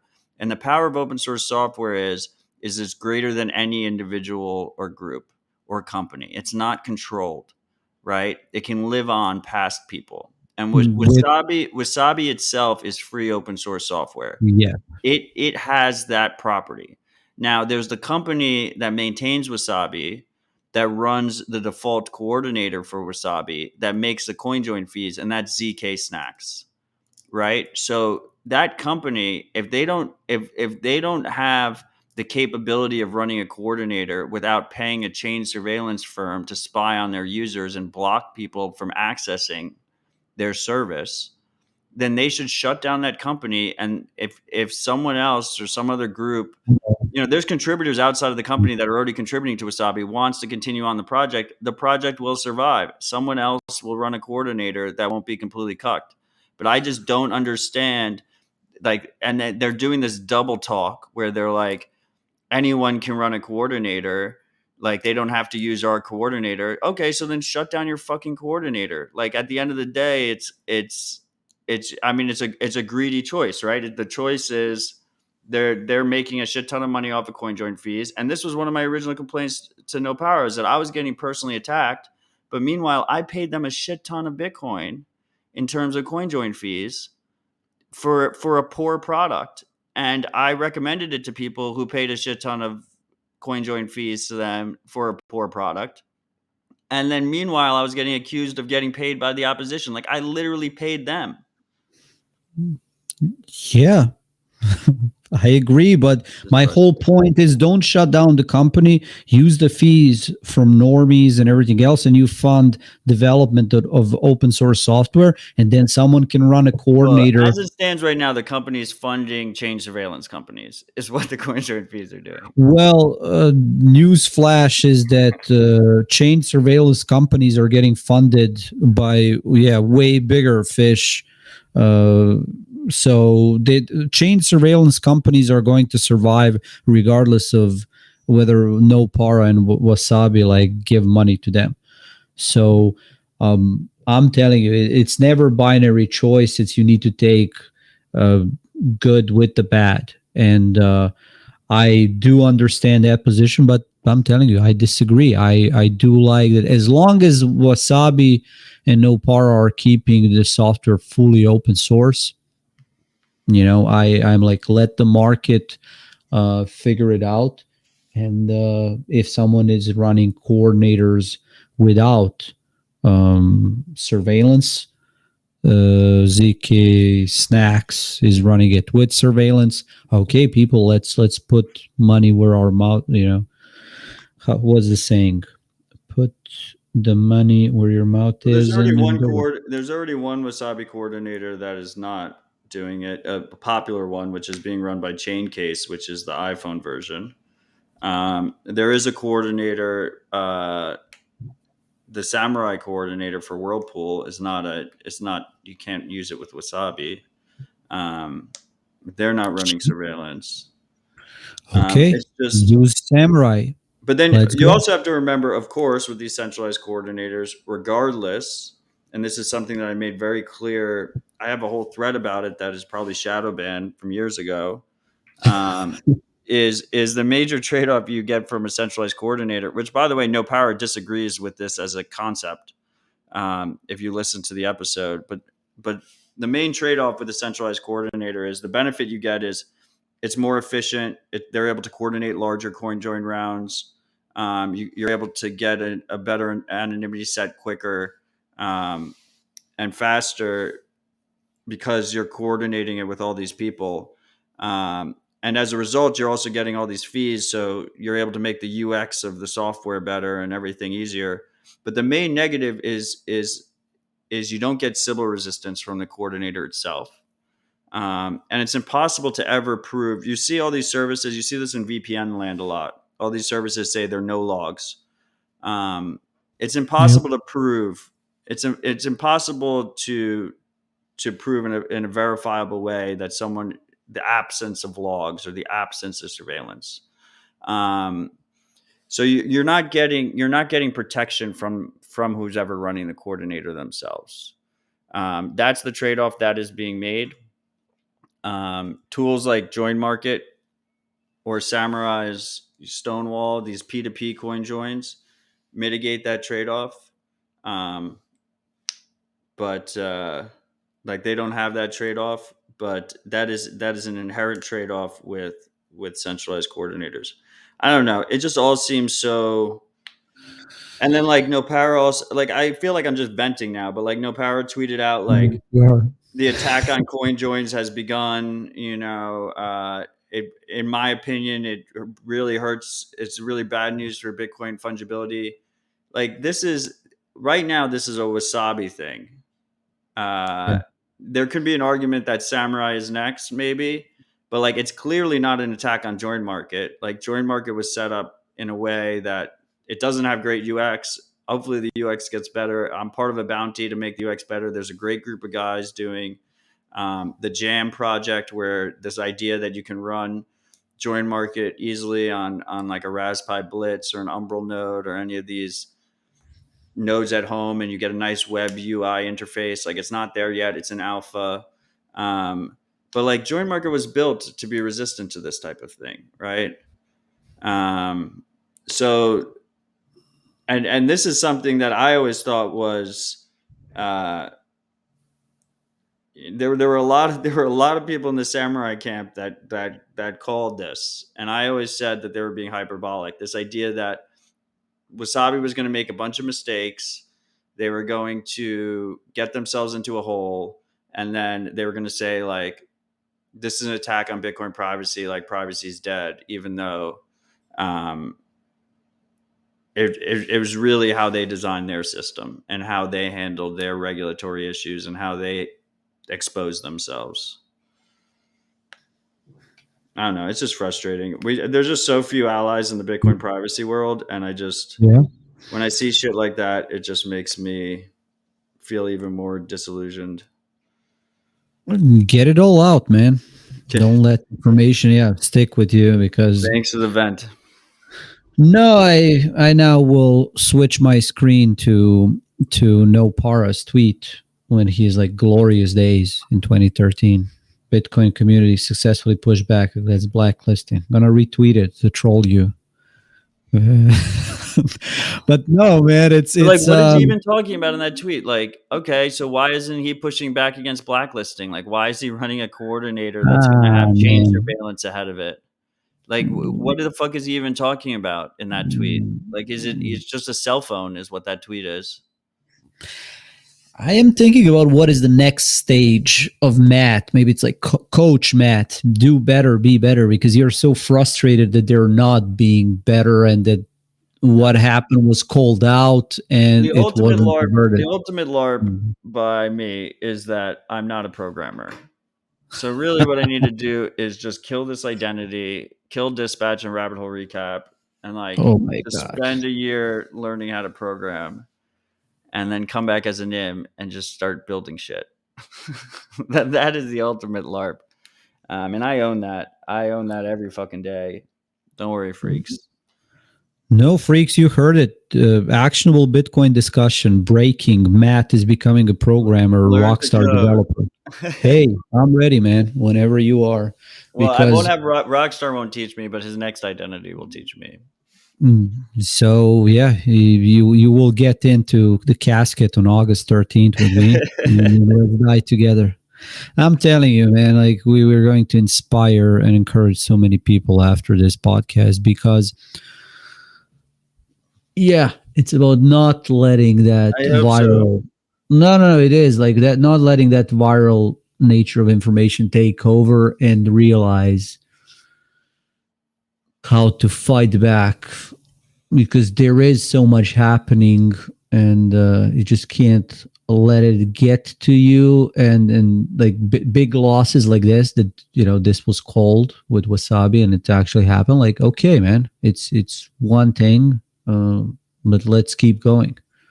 I look at it also as a recognition of how far we have come, to the point where Bitcoin and crypto is so much in crosshairs of regulators. Like it is.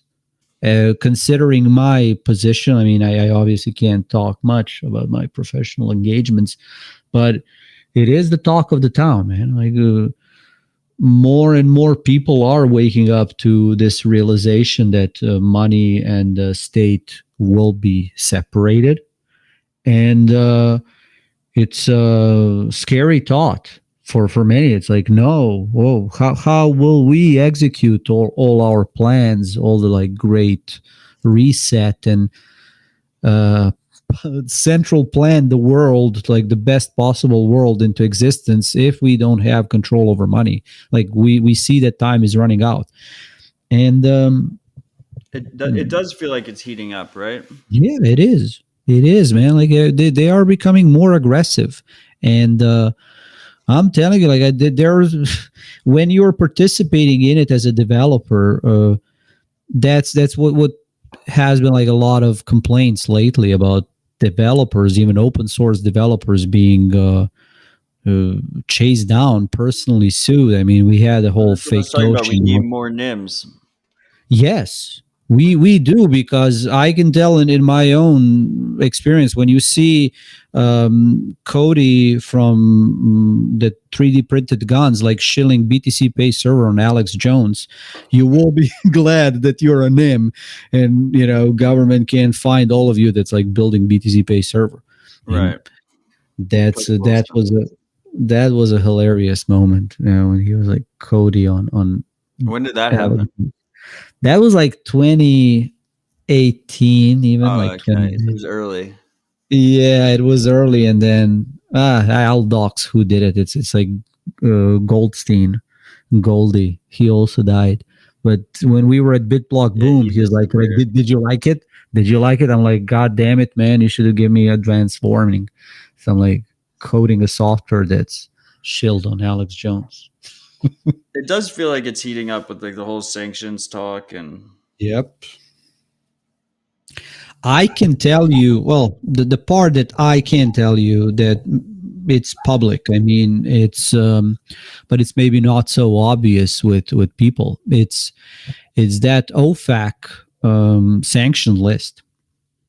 Now that you have conflict in Ukraine, There is like a real time updating of like what area is under sanctions.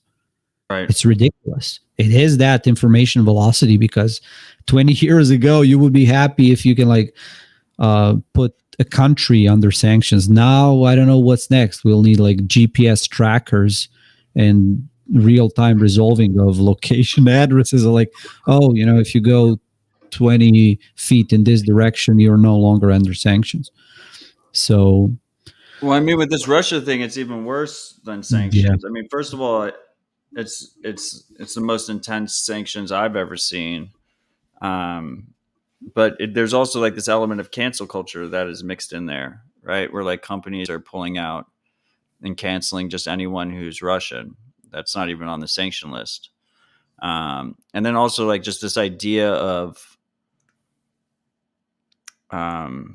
just we live in such a litigious world, a world like filled with liabilities. So you just have people, you just have people that just don't want the liability on their hands, right? And I feel like that is kind of what we're seeing with Wasabi, where we don't even know if they've got a necessarily a legal order or not. They might have, but it could just be it could just be we don't want the liability, so we're just gonna go ahead and over comply. Yep, we will not hold that banner, that standard. What is this video you're showing that you linked? Well, you said Russians getting banned. This is a Russian influencer chick crying about her Instagram account being banned. You want to hear it? It's beautiful. Вы думаете, что для меня, как для блогера, Инстаграм — это источник заработка? Инстаграма. Вы глубоко ошибаетесь. Блять, это просто, это вся жизнь, это душа, это... She's crying, saying that like her Instagram account is like her life, her soul. What is she posting this on then? Well, I think she posted it on Instagram before they cut off her access.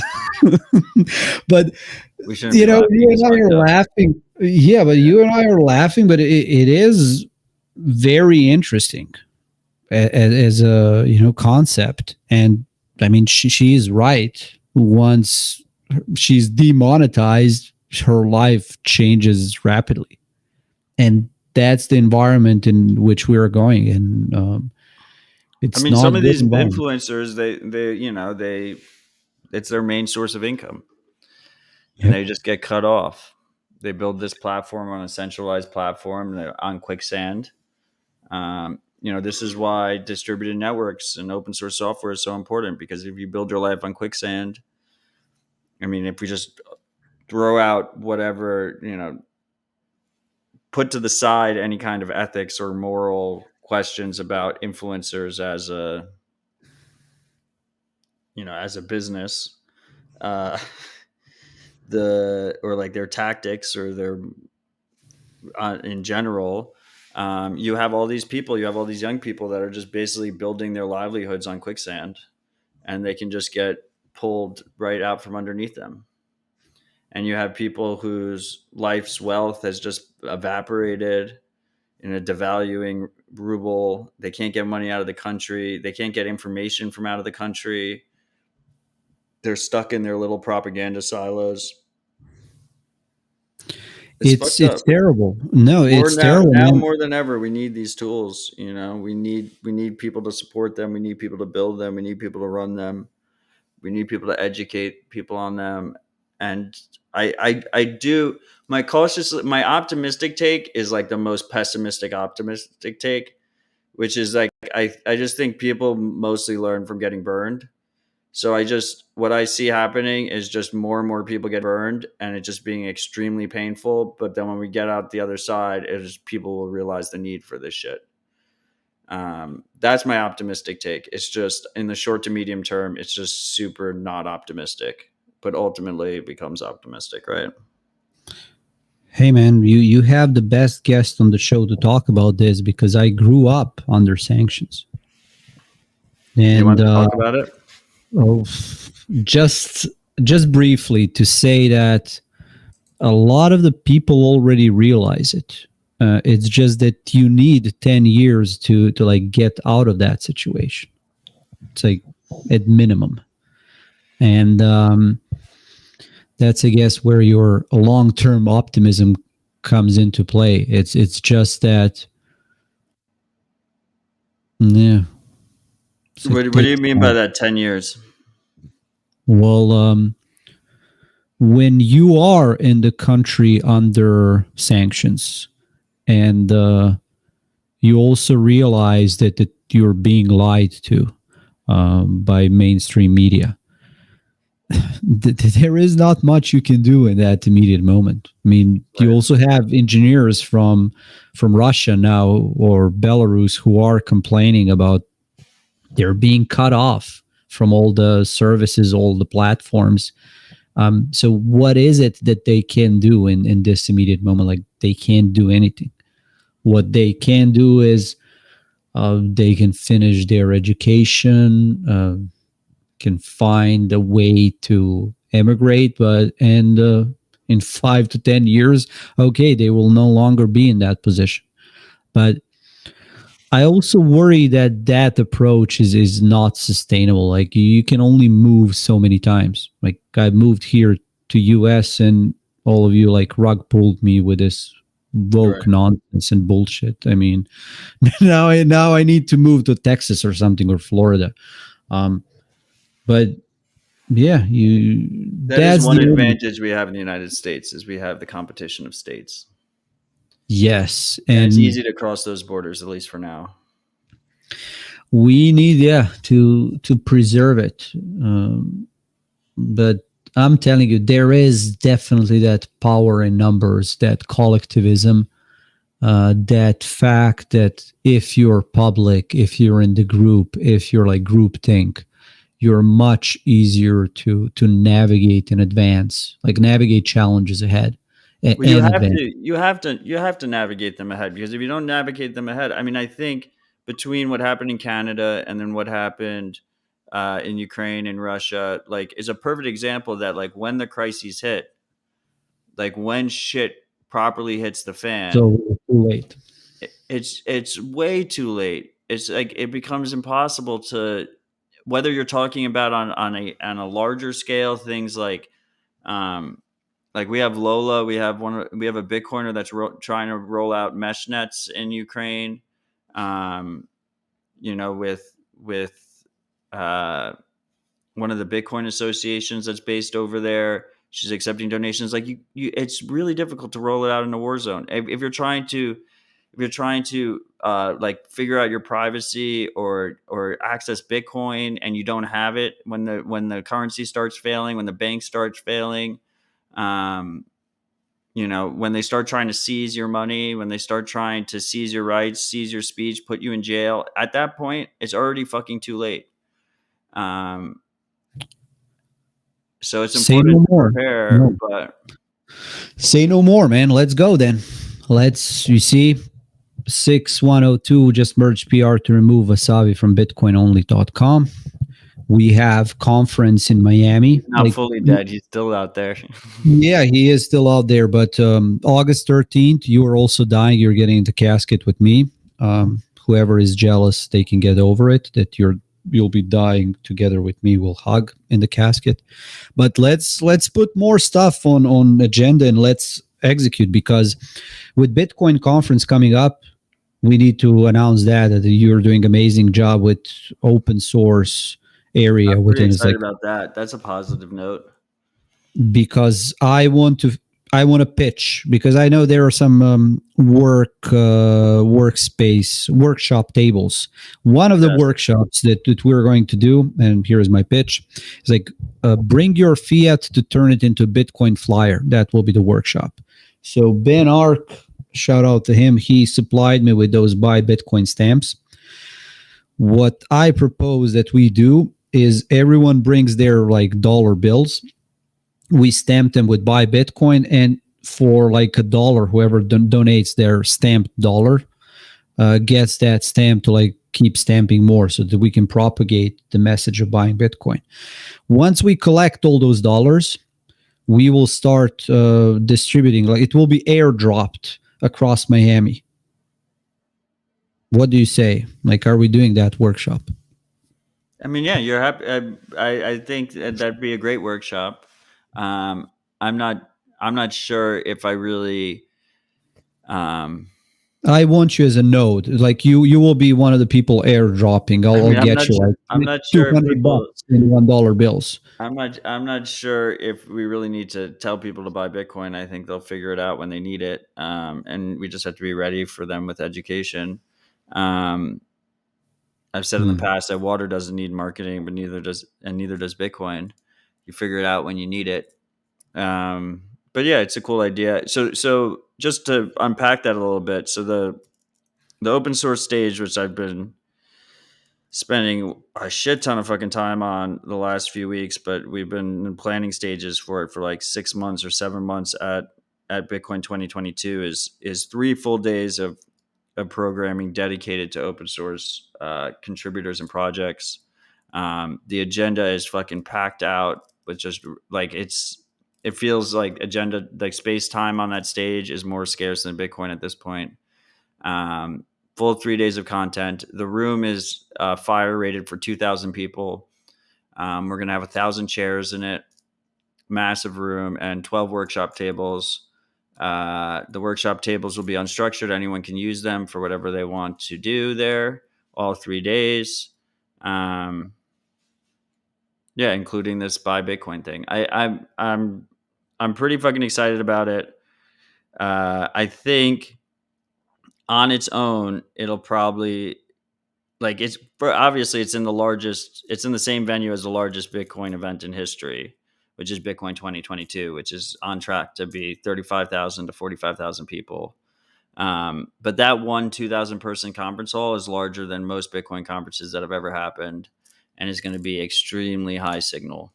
It's going to be really fucking good. So I'm pretty excited about that. I think it should open up the eyes of a lot of people on the importance of the greater open source movement, not just Bitcoin, and why Bitcoin it's essential that Bitcoin is open source and not controlled by anybody, and that our projects that are tangential to Bitcoin are as well. Um, so yeah, I'm pretty excited about that. We're going to be trying to raise a bunch of money for developers at the same time. So yeah, that should be great. And I just look forward to kicking it with you. It's always fun kicking it with you.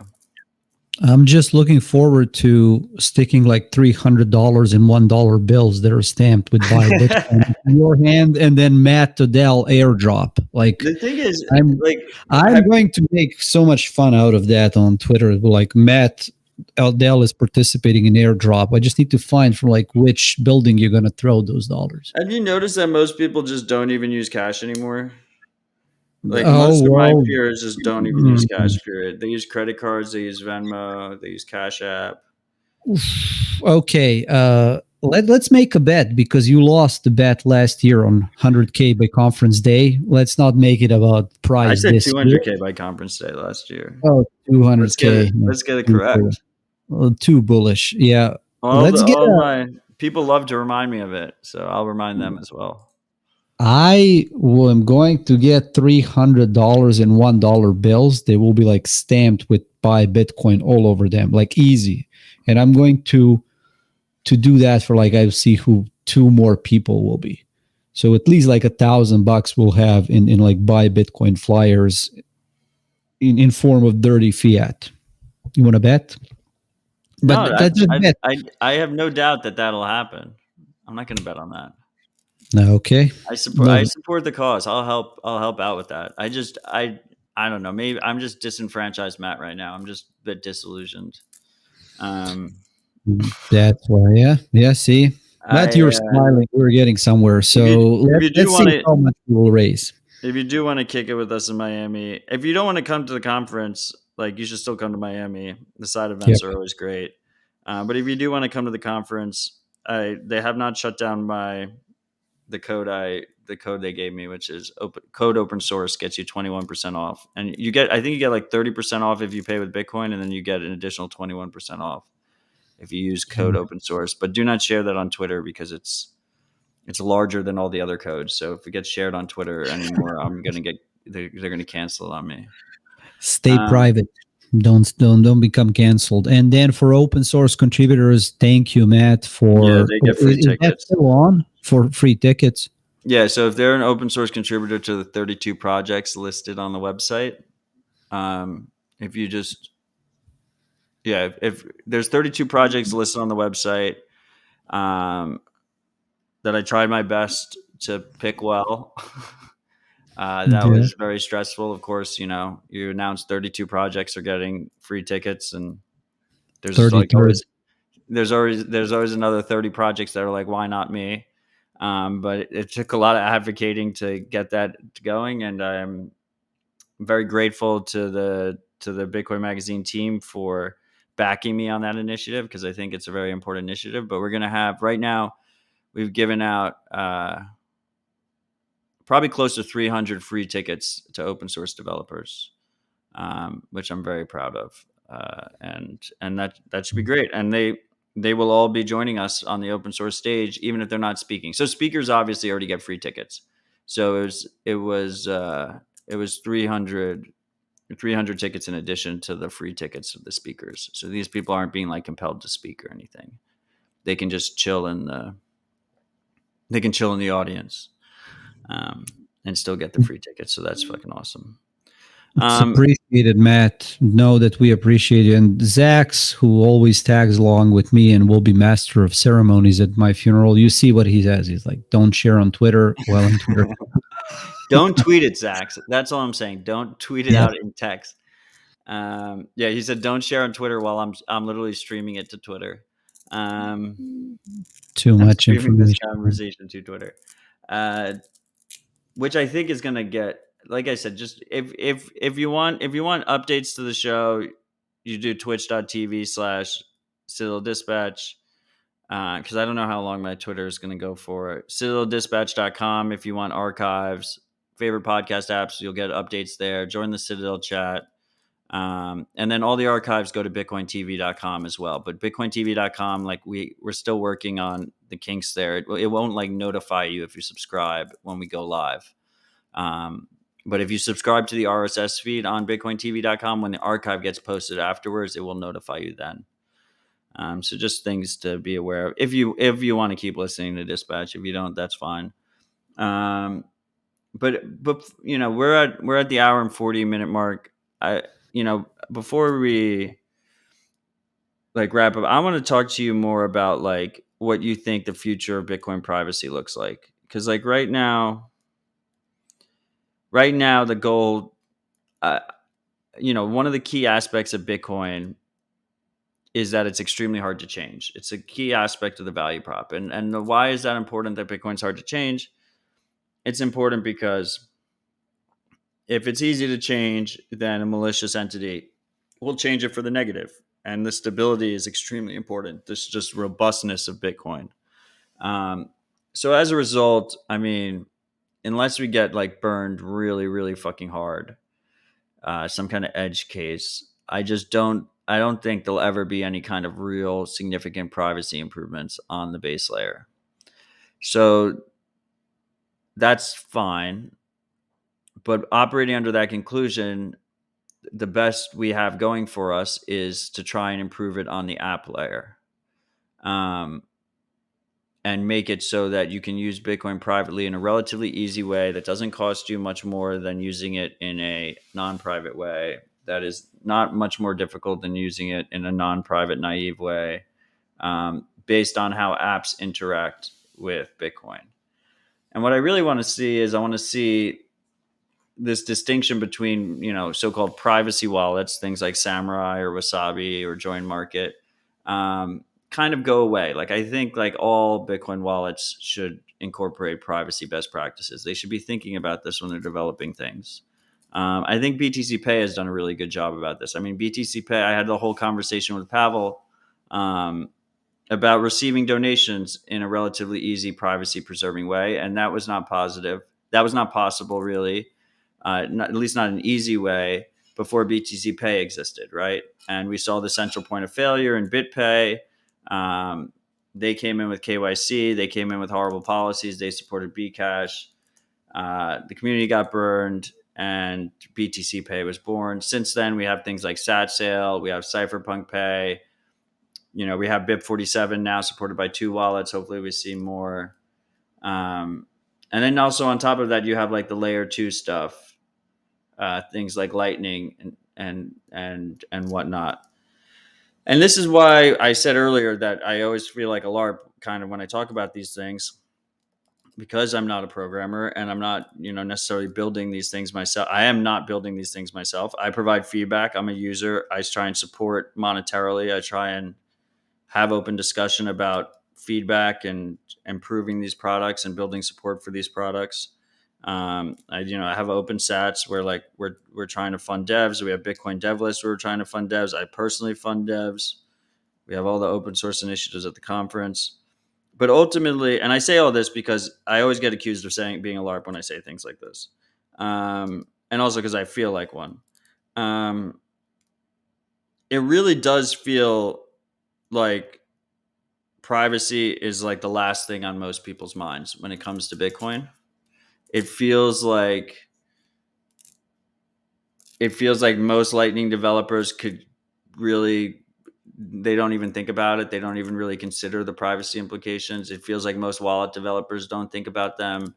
It feels like influencers attack, one of the few, like I'm not saying like Samurai is like super nice on Twitter. They're fucking assholes on Twitter. But it feels like they get attacked all the time for like not being private enough because, you can use it without using your own full node and then you use their node, but it defaults to Tor when most wallets don't default to Tor, where they have coin control, where most wallets don't have coin control, where they don't take custody, they don't have KYC, while the major Lightning wallets have KYC and most people are coming in through KYC. I mean, the major Lightning wallets are custodial and most people are coming in through KYC. And it just feels like there's just not that much focus on privacy in the Bitcoin space. And I just like, what does the next 5 years look like for Bitcoin privacy? Like ideally, what is the optimistic take? Give me your optimistic take on people using Bitcoin privately. Yeah. I do preparations before podcasts, but I was really trying hard to think strategically about next 5 years and what are 5 most likely scenarios that will play out. And if I am, yeah, that's a disappointment. I couldn't come up with any really optimistic scenario.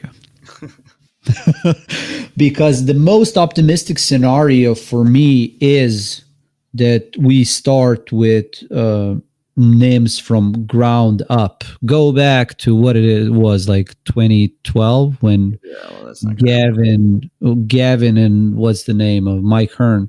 Like they were like, oh, you can't use names. You need to dox yourself in order to contribute to Bitcoin Core. Like go back and change that, because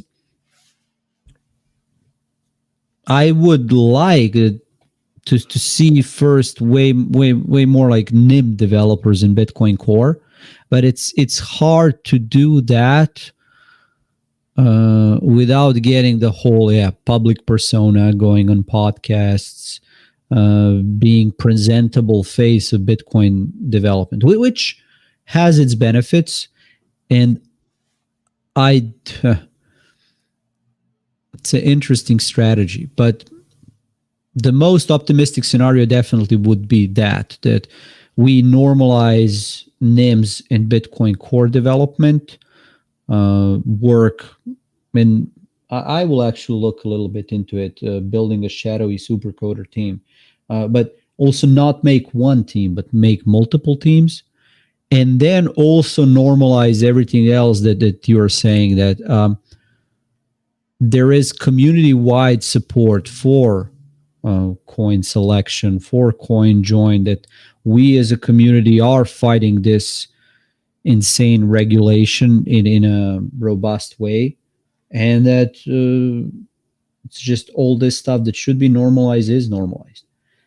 Way more likely scenario that I see is we'll just see more of a sailor approach, which unfortunately he was public few times about working with regulators, regulating, preserving Bitcoin more as an investment, because that future still leaves a lot of space for privacy. It's just, is it a, it's not maximizing the number of people that are enjoying those, privacy Like as some a people will be fundamental able, human some right. people can, I mean, people can use Bitcoin privately today. Like, Yes. don't get me Yeah. wrong. Like, and I think it's achievable. Like, I think the current tools we have right now are better than they've ever been in the past. Both Samurai and Join Market are great. Try and use them. Using your own node is easier than ever. A lot of the wallets we have, besides Bitcoin Core, like Bitcoin Core is a great wallet. It could use some UX improvements, but it's a good wallet. Sparrow is a great wallet. Blue Wallet is a great wallet if you use it with your own node. Same with Sparrow. Moon is awesome for beginners in terms of UX, but like the overwhelming majority of people are coming in. They're coming in through KYC. They're being fully surveilled in a way that the cash-based economy didn't surveil them, and they just don't even realize the trade-off they're making. They just don't even realize. They don't even realize how much privacy they're giving up. They're just not even aware. They're blissfully ignorant to it. And like if you follow the Sailor school of thought down that line, like I mean, there's no reason to ban Bitcoin in that situation because just 90% of users are completely captured.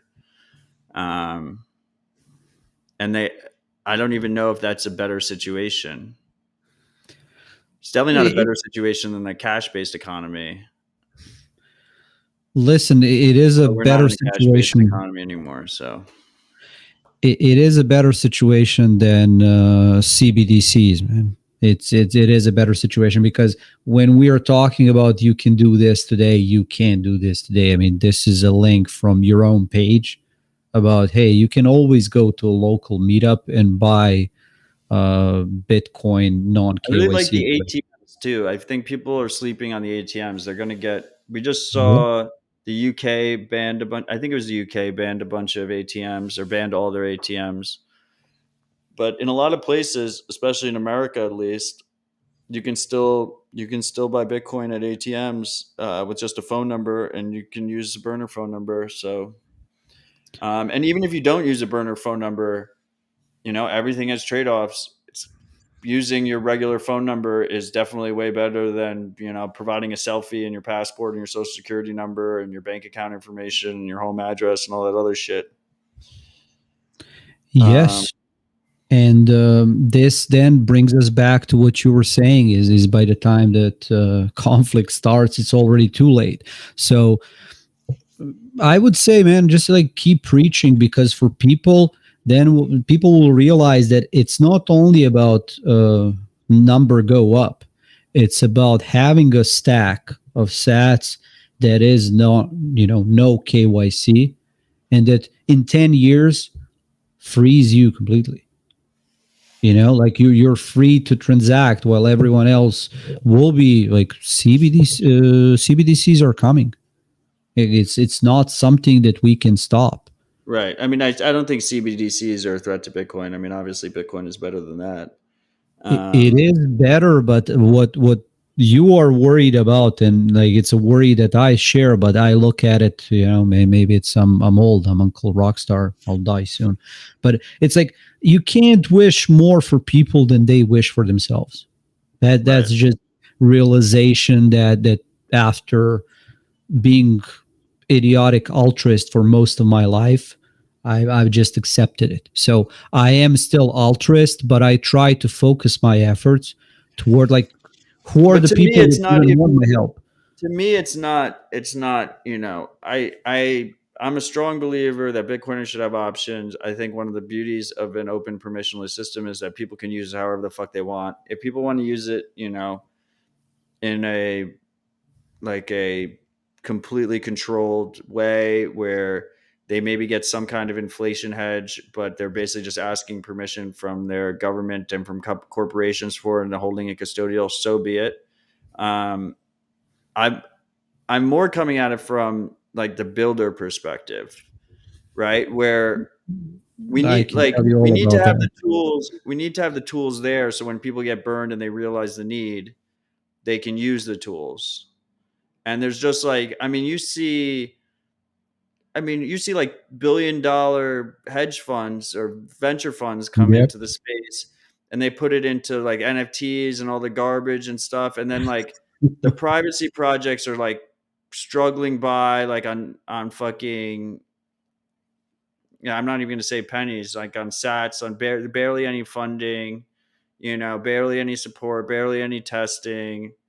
And we'll be like, it feels like I just want us to be ready when people realize the need. That's where my concern and focus is on that, not necessarily convincing people of the need. I think they'll just get burned, and they'll get convinced eventually. Like that's where we're going. We're going to the point where everyone's going to get burned, and they'll figure it out. But I want the tools to be ready, because building out the tools at that point, especially if we need any kind of little soft forks or stuff, or like any kind of liquidity, like a lot of privacy tools rely on this idea of privacy loves company, that you need other people using it. These things take time, right? And I mean, and if we're going to talk about specifically Bitcoin privacy, like look up timing analysis, like and you see it happen with all the big hacks and stuff. Like if they rush and they get impatient, they get hit with timing analysis, which is this idea that, if you're doing things in a predictable time, if you use CoinJoin, but you send all your CoinJoin transactions at the same exact time at the same amount of denominations, it's probably the same person. So these things take time and preparation, and then there's like this whole other level of just, we've been groomed to be surveilled all our lives, that people just like practice self-censorship, where they just don't even want to talk about it. They don't even want to have the conversation because they're scared of the ramifications. So they just don't even talk about it. Well, This we are chilling talking about it. effect. Yeah, but I mean, we Man, get way more if we were talking about how Bitcoin is designed to pump forever, or number go up, or on-chain metrics, some bullshit. Like we we have would way get more funding. engagement right now. We would get funding. Yeah, we could just launch a company.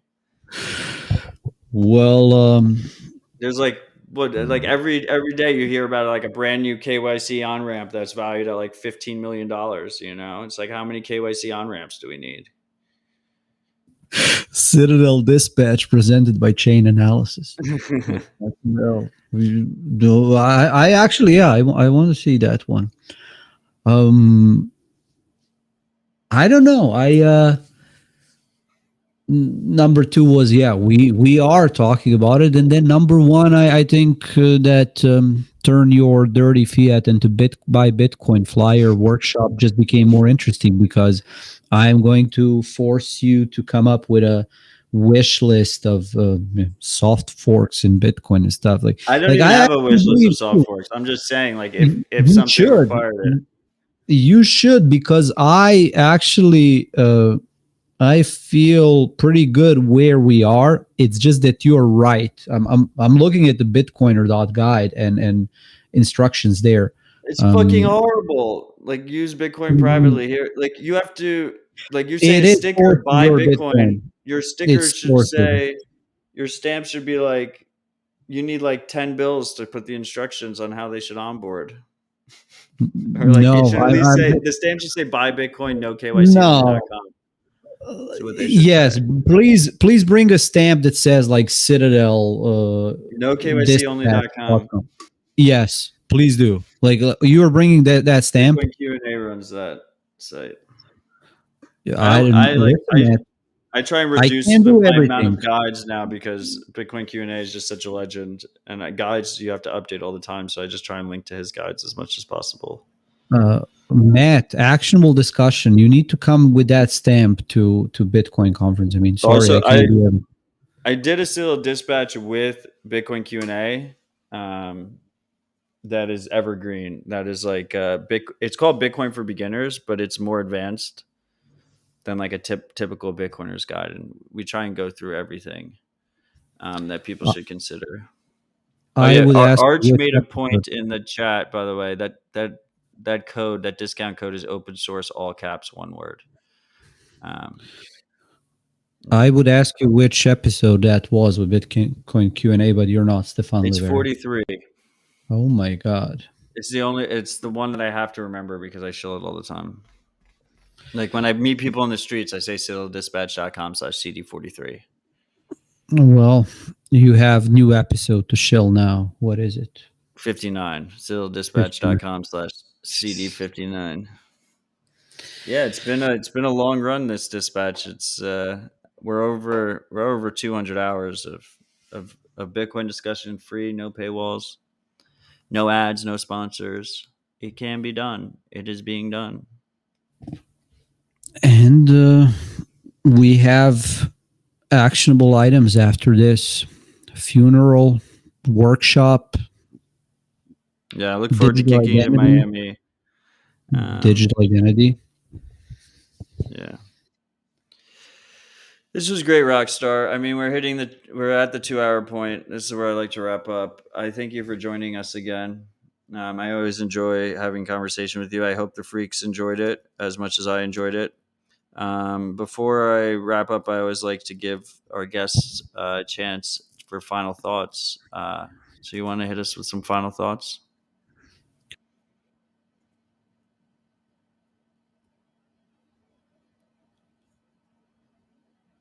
He's speechless. I am, because I just enjoy being with you. You know, all of you. You are my tribe, and we're going to make it. 10 years ago, we were talking about, where Bitcoin will be, what will happen. Well, look at us now. We thought when we were here, we will make it. Like, no, we need to keep pushing. So, as I say, see you in Miami, and let's distribute, not only buy Bitcoin, dirty fiat, but no KYC.com. Like, NoKYConly.com. I don't know what NoKYC.com links to. no KYC only.com. We should probably check what NoKYC.com links to. Let's go. Like, definitely goes to Coinbase. Oh no, the site can't be reached. I think that's a great point to end it on. I appreciate you. I appreciate all the work you do. We didn't even really talk about BTC Pay Server, but especially over at BTC Pay, but also at Strike. To the freaks, don't get overwhelmed. Don't get disillusioned. Small improvements help. You don't have to do it all at once. Take account for yourself, your tribe, your family. Try and improve yourself. Get rid of social media. Don't rely on Google so much. Unplug the Alexa. Literally, all the little improvements really do help. And at scale, as more of us do them, it helps everyone.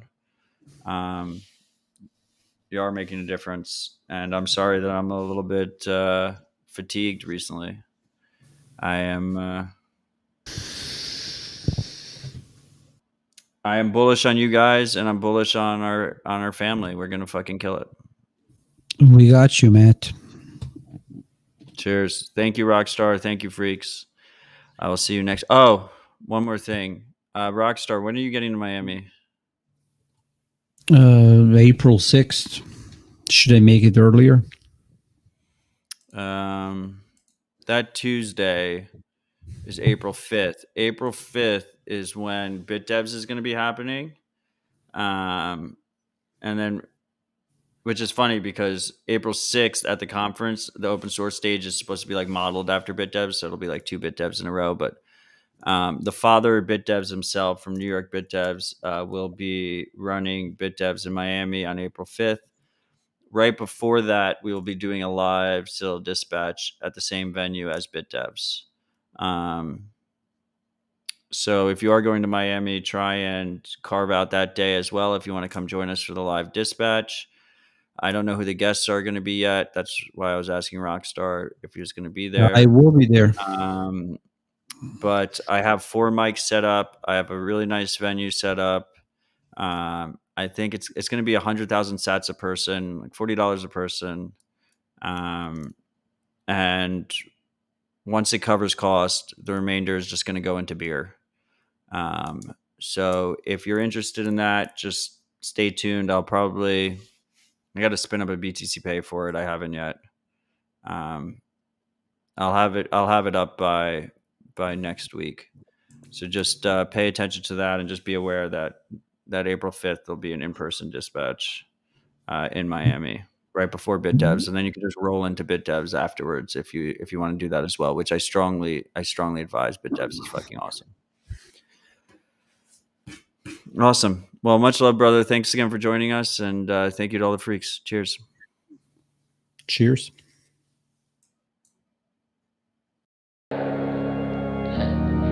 Yeah, this last week, they came and they were telling me while I was sleeping. I don't know, they made me feel special and loved. I mean, nothing's ever made me feel like that. I just,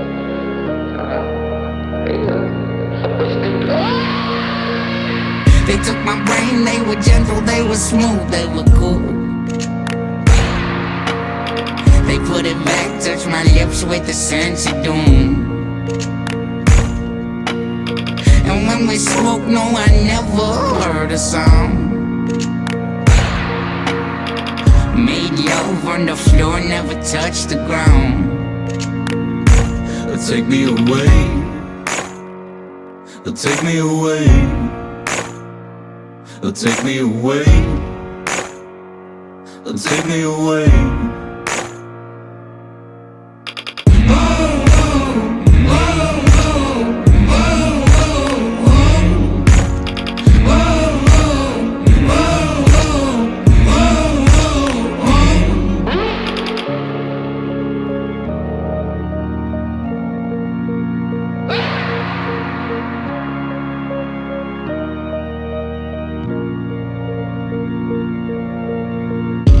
Tears in my eyes, oh, they sent me home.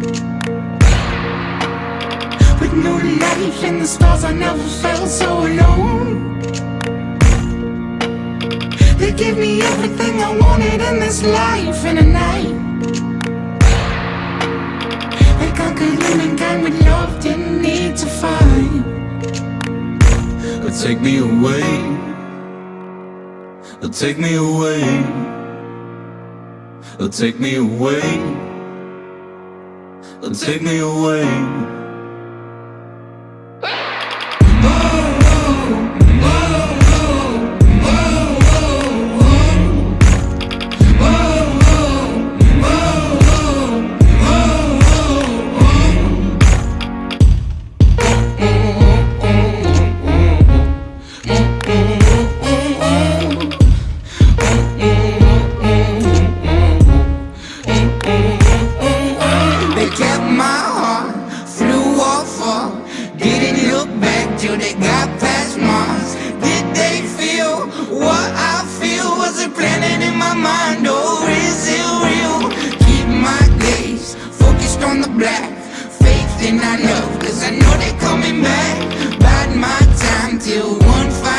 See that ship in the sky, yeah. They'll take me away.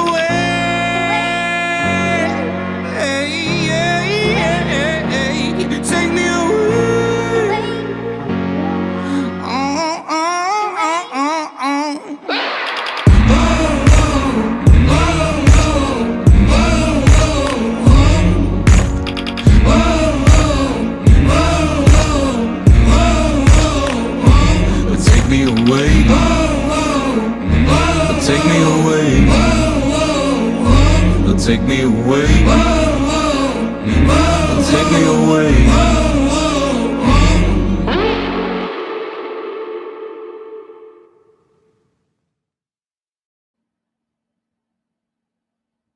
Much love, freaks. Hope you enjoyed that rip as much as I did. Rockstar's a legend. I'll see you on Tuesday for another dispatch. Thursday, it's going to be an in-person rip with me and Marty for a Rabbit Hole recap. And then going to BitDevs in Austin. And then we have Bitcoin Takeover on Friday in Austin at the Bitcoin Commons. Me and Marty are hosting that. We have an insane lineup of panelists that will be joining us. It's almost like a super meetup or a mini conference. I don't know, like 200 people. Be good. And stay humble, stack sats. Love you all. Cheers.